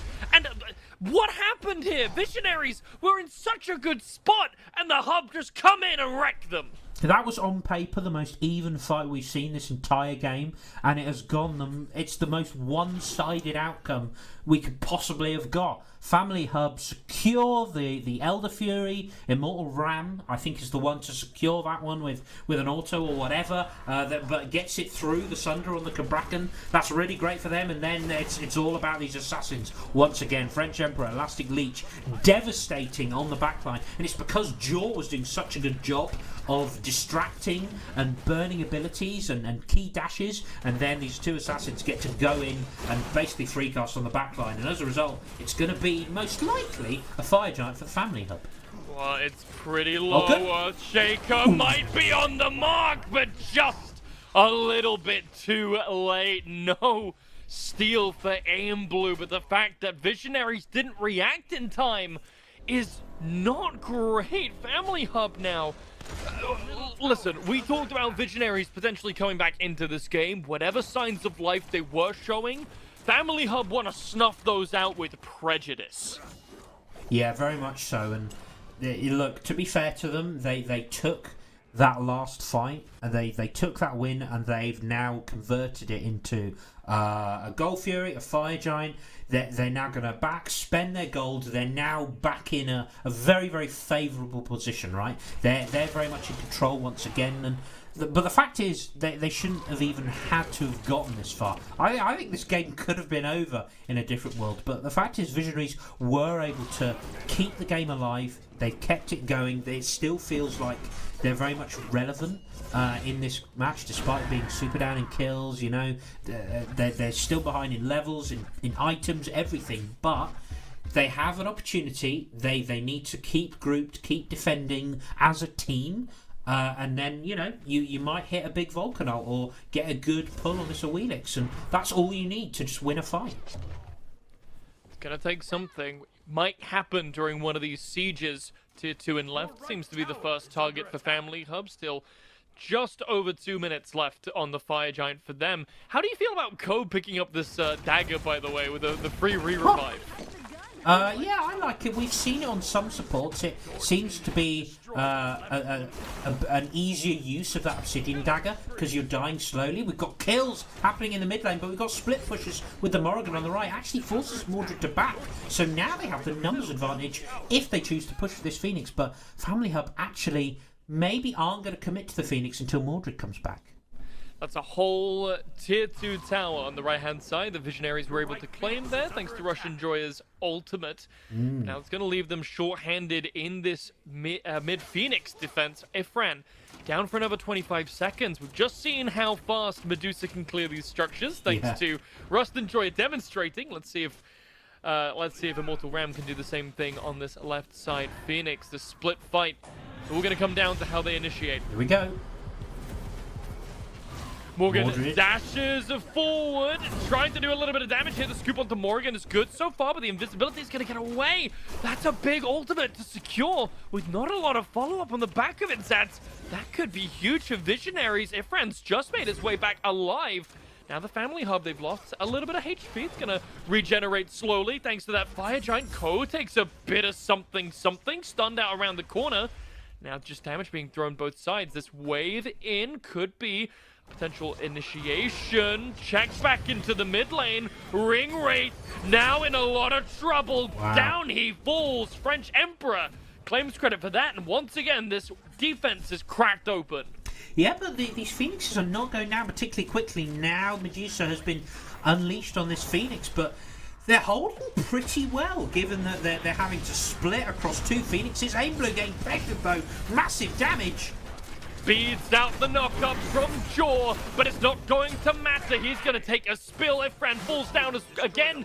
Into the lamp goes Fish. But that's 4 members dead. Rust and Joy is the only one. There are 2 Phoenixes down. And yes, there might be a tier 1 in the right lane. But the Family Hub, I don't think that's going to stop them. In they pour into the Titan room.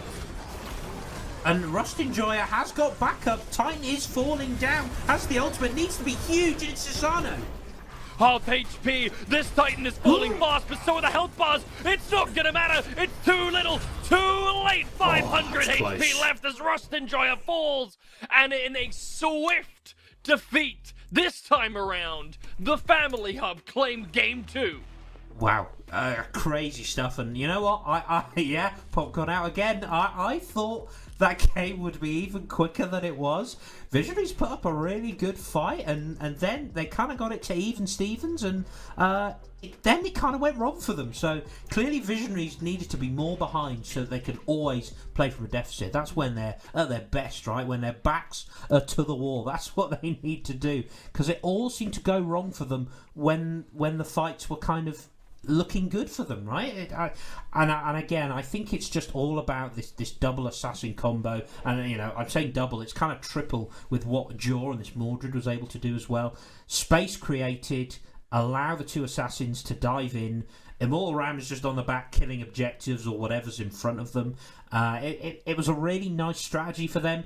It kind of snowballed, so it was always going to be tough to kind of deal with that, and that's kind of the worst combo to try and deal with from behind. But they dealt with it okay, and then they kind of just let it happen once again. They kind of slipped back into their old ways, and now we're at a game 3, and I'm not surprised at all, but it took a little bit longer to get there than I thought.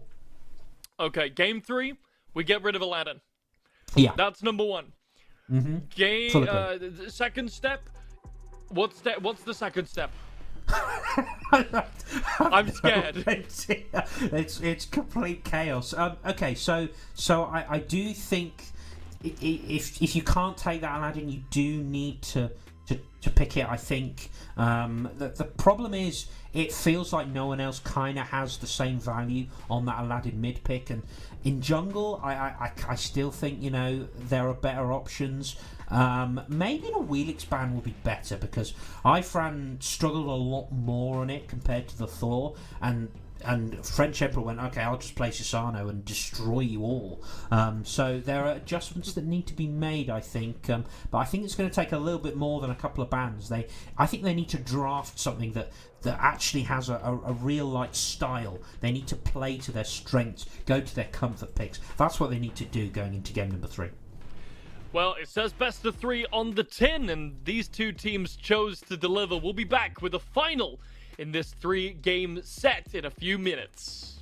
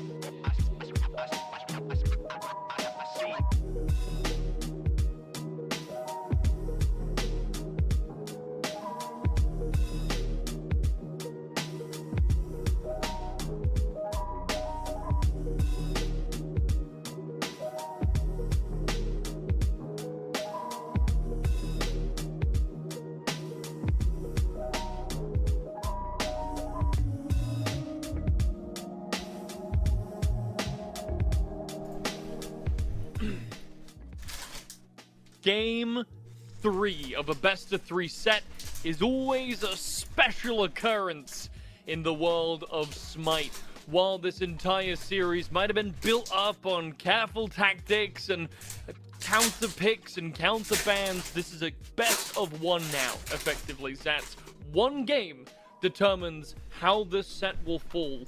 I'm looking for spicy strategies. I'm looking for niche pocket picks. I'm looking for something interesting and spicy that's going to put one of these two teams on top. Yeah, and do you know what? I think this is the time to leave the Princess Barry open, right? That's gotta be the play, right? You know, if you're willing to pull out the Ares in game number 1, there's clearly some spice available. I think you can amp it up by leaving this Princess Barry open, and then you go, you know, are they going to take it? Are we going to take it? Where are we going to play it? That would be fitting, I think, of what has been an incredible set so far. And well, you know, maybe we'll see some spice like that. But honestly, it should still be banned, so who knows? But that would be something to consider. Well, I mean, potentially, we'll have to see if Princess Barry is up on the board. So far, that's no adaptations made in the picks and bans, except Visionaries choosing to go first here. They don't want that last counter pick. They want that priority. And I think in a game with only 2 bans, I think that's definitely the way to go. Yeah, I think so. Again, we're seeing that Odin ban once again. I didn't realise Odin was considered this strong. I think it also counters a lot of ADCs at the moment, a lot of these mid laners that we've seen, you know, Agni, Vulcan, all those kind of things. So that kind of makes sense, and again, heavily buffed. So I can kind of understand that, and a good flex as well. Aladdin is gone. I think that's correct. Interesting that the family hub were the ones that want it. They want it in mid for Elastic Leech. I think very right to take that away. They tried to let it through in game number 2. It is not worth the pain. So yeah, I like this so far from the Visionaries.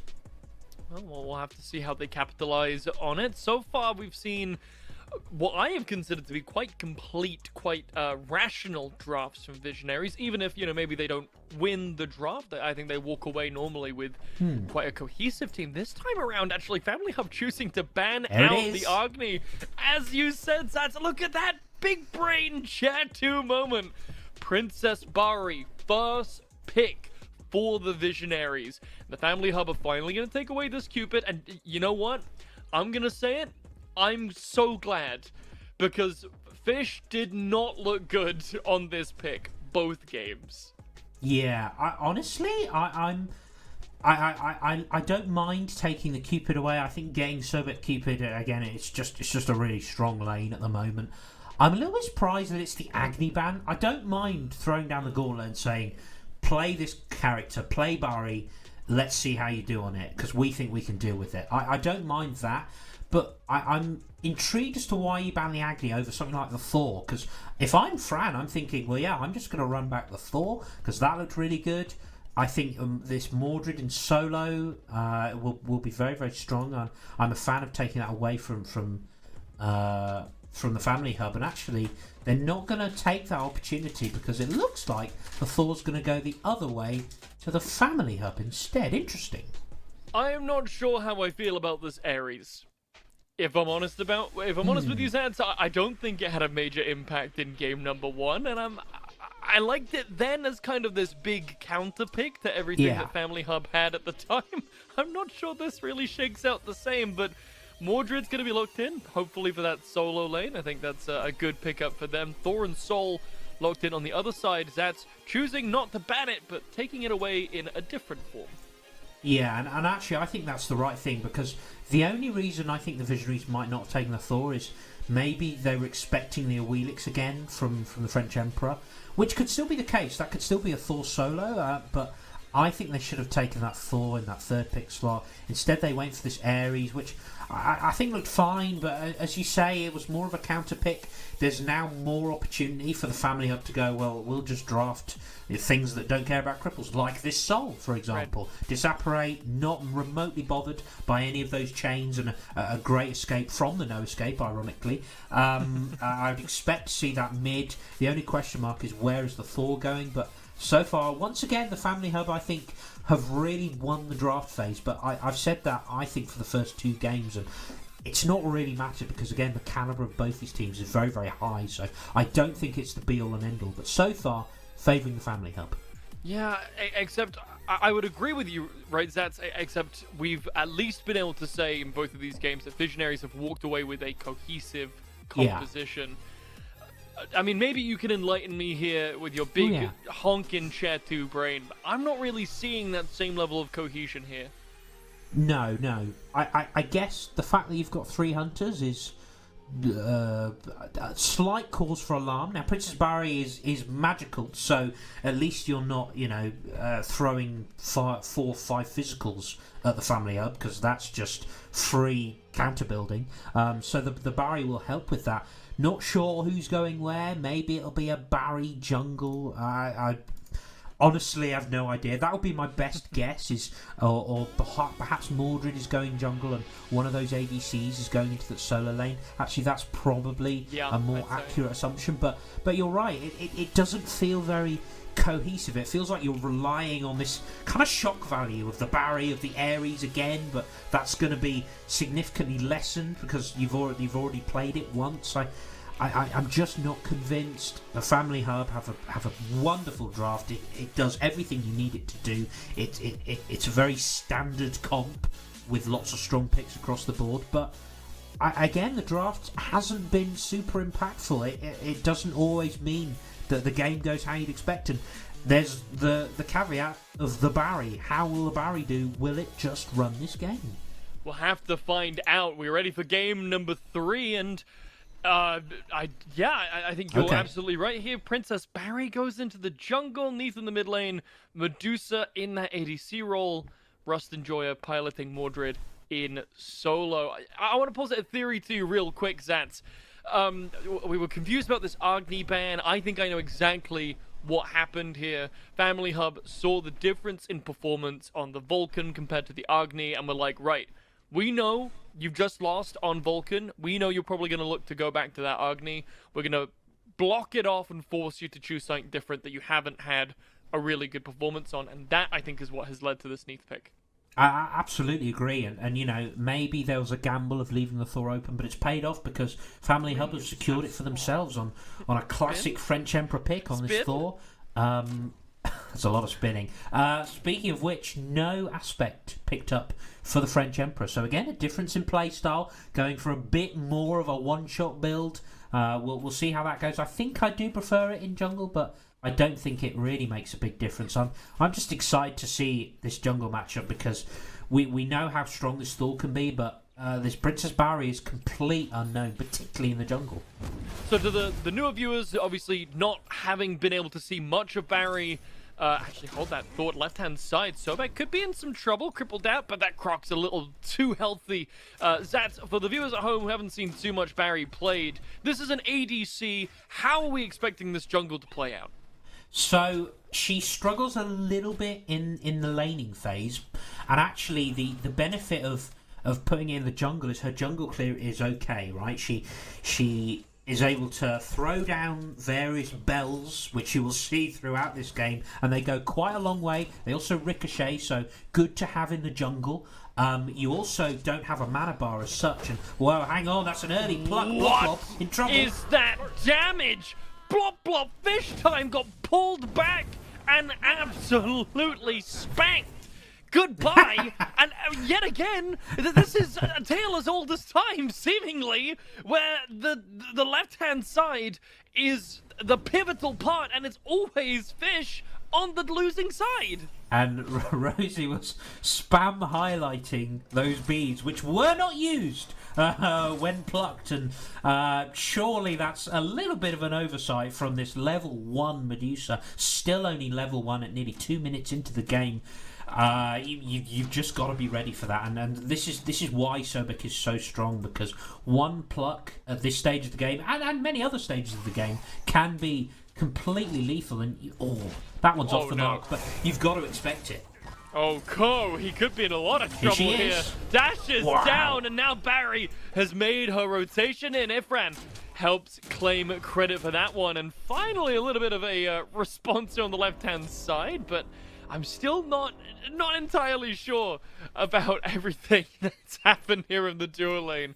So far, a little messy for my taste, but at the very least, Visionaries should be able to catch up a little bit, but you can never walk in a straight line when you're playing against a Sobek. No, luckily, Ko did bump into a minion, which happened actually with a Vulcan turret last game. So at least you know that Ko doesn't always hit those plucks. And actually, they played into that very well. They recognised there was an opportunity to go in, and it was a dash in from Blob Blob on this Medusa, knew that Princess Barry was on the way, and we saw actually the mana bar on that Princess Barry. She doesn't have a traditional mana bar. She's just using abilities and auto attacks to stack up the mana bar. And when she hits full mana, you essentially get a cooldown back for free. And it means you can spam your bell, you get 2 of them, and it's a ton of burst damage.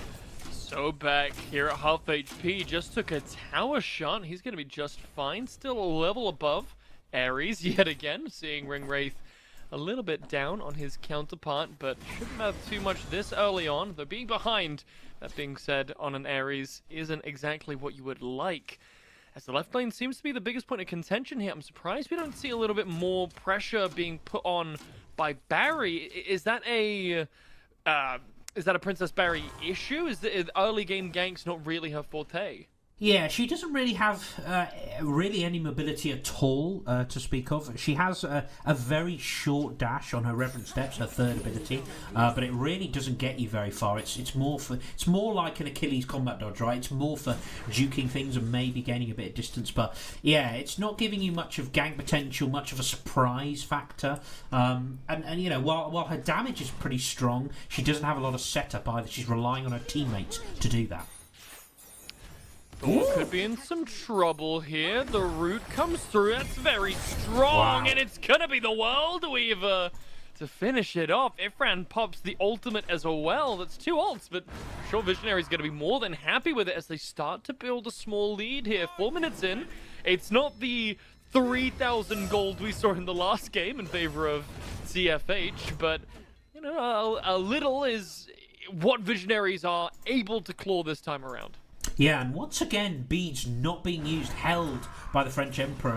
And you know, if you beads that route from underneath, you're probably going to get out scot-free there. But Fran uses the Spirit's Cadence, the ultimate, just to get a little tick, and that helps bring the health low enough for the World Weaver to get the kill. Really nice job, particularly from Aim Blue, who did all the heavy lifting there, hit the Spirit Arrow through the wall, did all the damage, and finished off the kill as well. Really good stuff from Aim Blue. And again, you're keeping this Thor kind of slowed down. We haven't, you know, seen an Anvil of Dawn yet. And I think that's great news for the Visionaries. You're not under too much pressure in terms of these ganks. It's allowing Barry to farm up nice and quickly, and she's now got a level or maybe half a level on that Thor. So it's looking pretty good for you. Speaking of which, don't speak too soon. Anvil of Dawn hasn't been seen yet, but that's going to be it. Wait, hold on. Beautiful reaction there from Medusa. Fish time. Able to make good use of that relic and slither out of that situation. That's an important moment, I think, there for Blob Blob. Was able to get away there, although Emperor's still sticking around, potentially looking for some more. Yeah, and actually, Fran is now on the scene and will have that ultimate. It's an ult onto Medusa, but it could be turned. That's the double tap. Lots of damage, but no teleport available. Ifran's in the backline here with a beautiful ultimate ram. Look at those autos. Takes a lot of damage, and this is massive. Those are doing tons. Dashes forward, but look at the backline. Jaw has showed up from out of nowhere, and now it's Ifran who's in a bad situation. One more will do it. But Emperor closes that book before it can bite him back. And in the mid lane, well, they're going to lose another one. This feels a bit deja vu-ish. Yeah, I just don't know how. Well, I do know how that happens, and it's because they weren't ready for the early solo teleport over to that dual lane side. That's the only thing that turns that fight on its head, and that's the only reason that the Visionaries don't come out winning that fight, killing the French Emperor. They don't get any of that because Jorah is able to rotate over. And that's a really great heads-up play. There's nothing really you can do. You know, you can't always expect that to come, but that's the reason they were able to win that fight. And they get a kill in mid, which is the real problem for me, I think, is how do you let that happen when there's a big scuffle going on in that left-hand side? They've obviously committed numbers over there, but still getting caught out. It was this Ares, and it's just Up something you into really the sky don't need. goes Thor. He's looking to dunk in on the left-hand side. Can't find the target, though, Fish. Just enough. I think as well the rotation from Ringwraith able to see that safe here. Sorry to cut you off, but that could have been a very spicy anvil had it landed. Yeah, and actually knew the beats were down, and that's the key, isn't it? When you're playing characters like Thor with these big ultimates that rely on the heavy CC, the hard CC to get kills in the early game. You need to make sure you're using it on cooldown as much as you can and keeping an eye on those beats timers. And that's what French Emperor did. Had a look. To be fair, they knew it was coming. Both dual laners from Visionaries knew it was coming, and then all you need to do is just back up a little bit, make sure you don't get dunked on, and that in the end it's a net win for you. But again, I don't mind that. I think that's what French Emperor needs to do. I think it's how you need to play on a pick like Thor, and again, you need to be exerting pressure across the map to kind of counter and keep this Princess Bari on her toes, because she can't rotate as quickly as you. I would say we're back to neutral, but the Sobek is taking a lot of damage. Worldweaver was committed, and there's the ultimate from Ares. Wow. No way he lives. That must have been 10, 20 HP. Rosie caught it there just as he ticked up a few. That's insane. I wasn't even ready for that to be a potential kill. No, and actually, it's lucky that you get cleansed. Oh, Jaw getting caught. Oh, lazy backing. Unfortunate, it's another kill for the Princess Barry. What could have been a completely different fight ends up just getting a free kill for the Barry. But hammer in, Blob in trouble. Yeah, this is really bad. Did a beautiful job avoiding the wall, but you can't juke melee. Also, look at the body block. Just keeps them there long enough. Rust Enjoyer was able to make his way over. I'm not sure that they have the gas to get to French Enjoyer, but without their ADC, Family Hub might struggle to clear this objective that they were grouping up for. Yeah, okay, so that's the first time Rust Enjoyer rotates over and caught everyone off guard, myself included, and I did not see that one coming. Yeah, a bit of an odd fight there. You kind of get caught out by the Thor once again. I think that's the right thing to do. The important thing to highlight, though, is there's another death in the mid lane for Ringwraith on this Ares. That's proving to be the real problem. You've fallen twice now in these kind of separate fights that we aren't even seeing because they're not the main story of this game, right? But again, it's Ringwraith getting caught kind of on their own, isolated on this Ares, and as such, 0-2, level behind, only has the Stampede online at this stage of the game. And again, we talked about maybe that shock value has lessened because you've played against it before. They know how to deal with this Ares now, and they are doing so very, very well. Rust Enjoyer's got a friend coming to crash this party in the dual lane, but Barry's on her way over as well. It's not going to matter if Rust Enjoyer gets deleted by an execute, though. Downfall's one. I'm not sure if our friend's going to be able to really do much in this engagement, but Achilles has no ultimate. Bell comes down, but completely off the mark. There's a big damage off already. There's the ultimate, and I spoke too soon. Jaw is deleted, now juking around this gold camp. Look at those auto attacks. Oh my goodness, the dash forward. How is this character allowed to exist?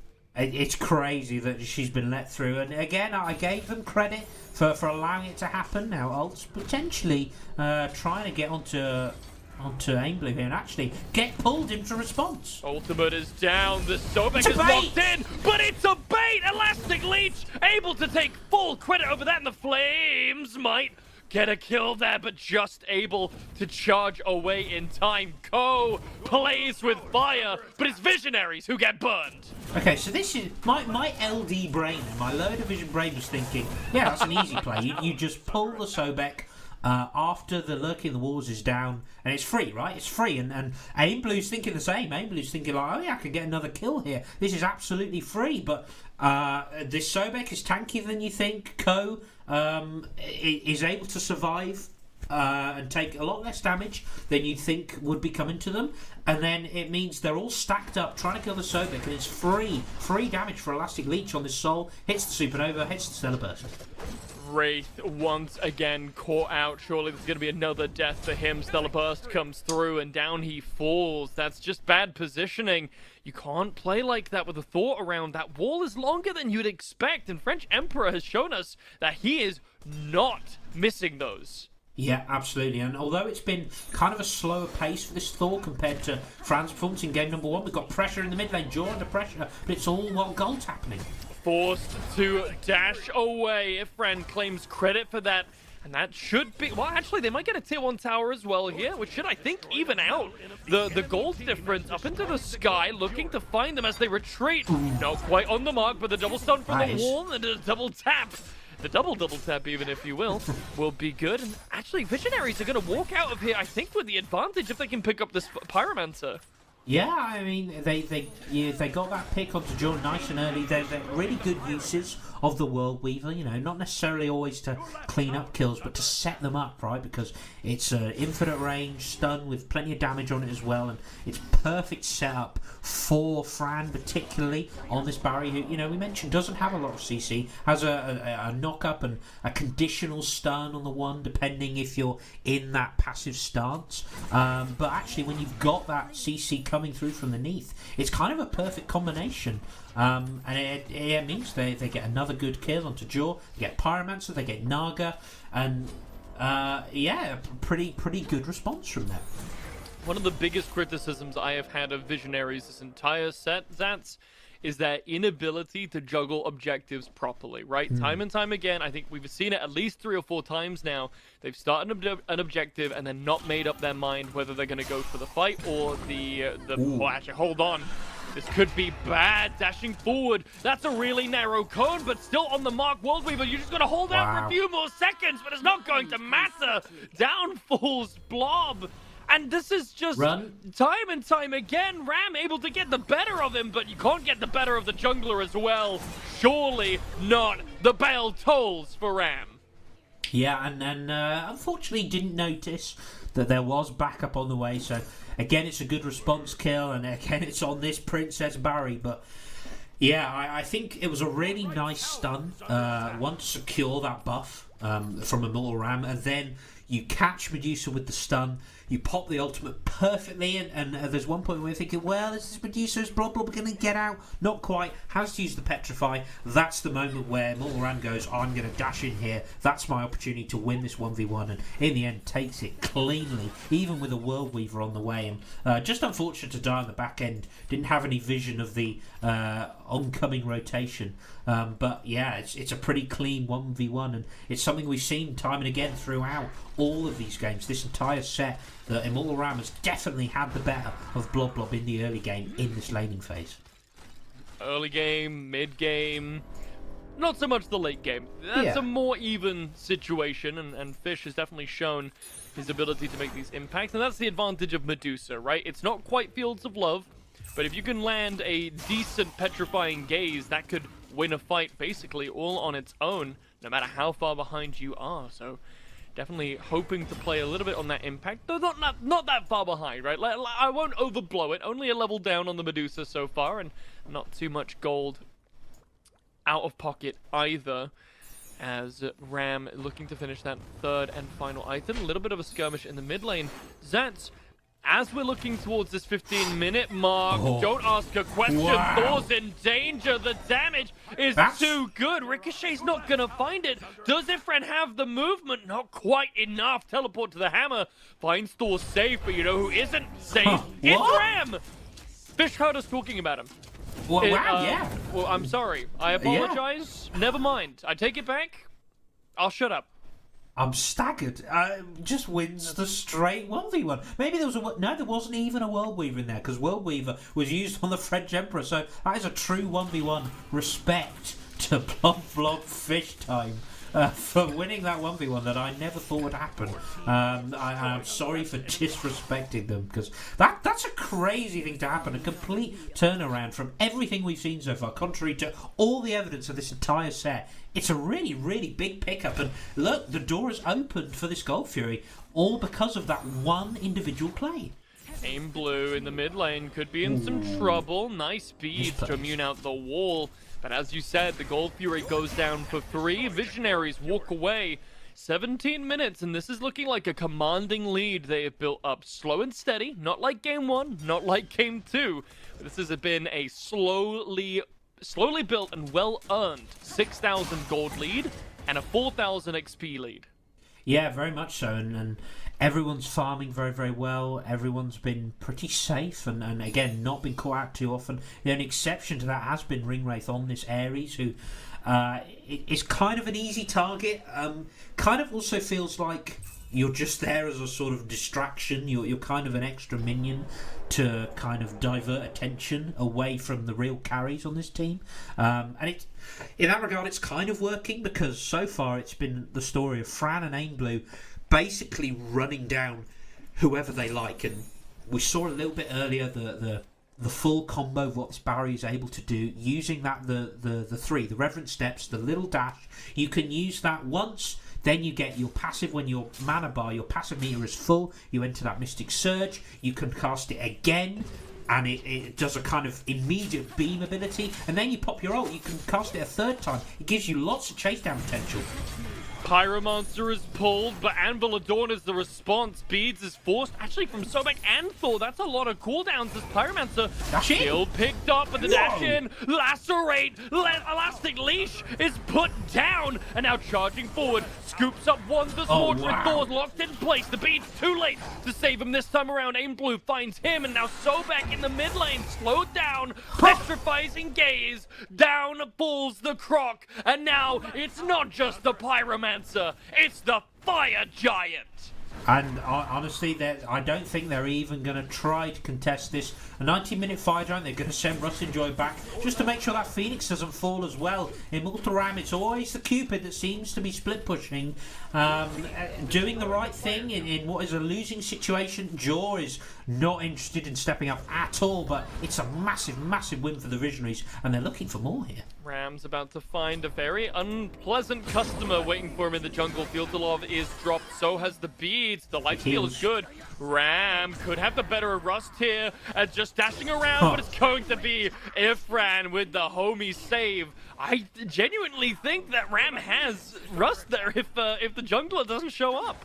Yeah, imagine not giving Ram the chance to a true 1v1 there, because I think you're right. I think the Cupid would have won out. Has that aspect as well, so healing a lot with the hearts and things, but life still online as well. And yeah, a little bit unlucky. Look, I don't mind that at all. I think it's the right idea to... You're already in that lane. Take that other tower. Get some gold for you and your team back off the map. I think that's important to do that, especially in these deficit situations. You need to try and split push as best you can.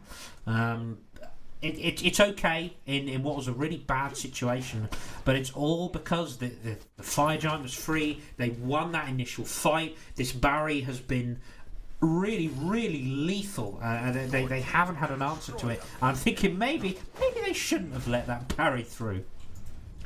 Potentially. Family Hub were able to get Aladdin last time around, and this time is Ifran who's ended. Oh my, no way! Amber Dawn gets him away, but there is that's criminal. The amount of damage that's just done is criminal. Mordred does pop the ult, doesn't find anyone just yet, but it's going to be the Sobek down to 0. Petrifying Gaze. Jaw takes that stun, but he's going to walk away just fine. Ringwraith can't say the same thing, and Rust Enjoyer is going to fall down as well. It's all going to fall apart at this Phoenix. That's 2 members have already fallen down. There's the ultimate Fields of Love dropped. Doesn't catch anyone on the Mesmerize just yet, but now Jaw charging forward. They're taking a lot of damage, though. Princess Barry is no one to be trifled with, and that Achilles is put down. Yeah, it looked okay for the Family Hub. They put up a decent defense. They killed the tanks, but Look, Visionaries got what they wanted. They've got 3 auto attackers still hitting that Phoenix. They take it down. It's the left-hand side one. That's really key, especially around this next Fire Giant. And again, these carries have been relatively untouched. That's what's really happening in these fights. And then Barry gets to turn it around once again, drops that big ultimate. All the bursts come out.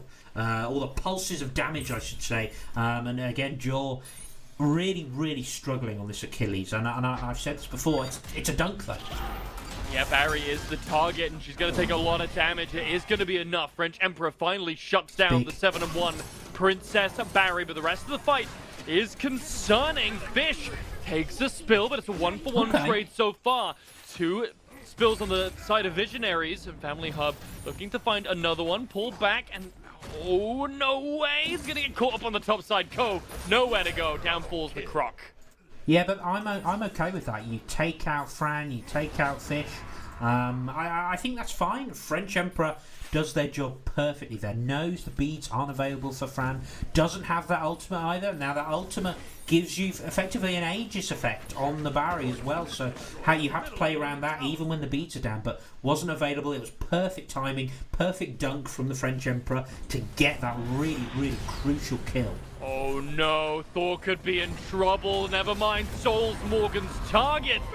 Able to knock her up. Wow. Not knock her down though. In fact, it's going to be the support and Visionaries who takes that death. He's going to fall. And how's Family Hub charging down the mid lane? Rustin Joya nearly has to take a spill though. The rest of his teammates not close enough to him to properly support. Thor. But look at Thor, up into the sky he goes. No. Aim Blue's about to get caught out. Where's the dunk? He decides not to go in. I'm not sure what the call was there. French Emperor could have really made something happen in the mid lane. I think they knew what was coming. They cancelled the knee ult pretty quickly, and again, Fran was nearby. The Barry was available, and again, all you have to do is drop that ultimate, and you and your teammates during that time will not die. You'll have an Aegis effect, and that's something that I think factored into the French Emperor's calculations there. Just tempering your expectations a little bit. You don't want to go in quite into that many people, so I don't mind that at all, even though it looked like a pretty free dunk. And it feels like we've kind of settled down to this kind of pace of the game now. Family Hub have got a few kills in return onto this Barry. That's been important, and that's really slowed it right down. They need to get onto Aim Blue as well, I think. They need to kill both of those targets to feel like they've really won a team fight. But you know, despite what's still a very good lead for the Visionaries, it doesn't feel comfortable at this stage of the game.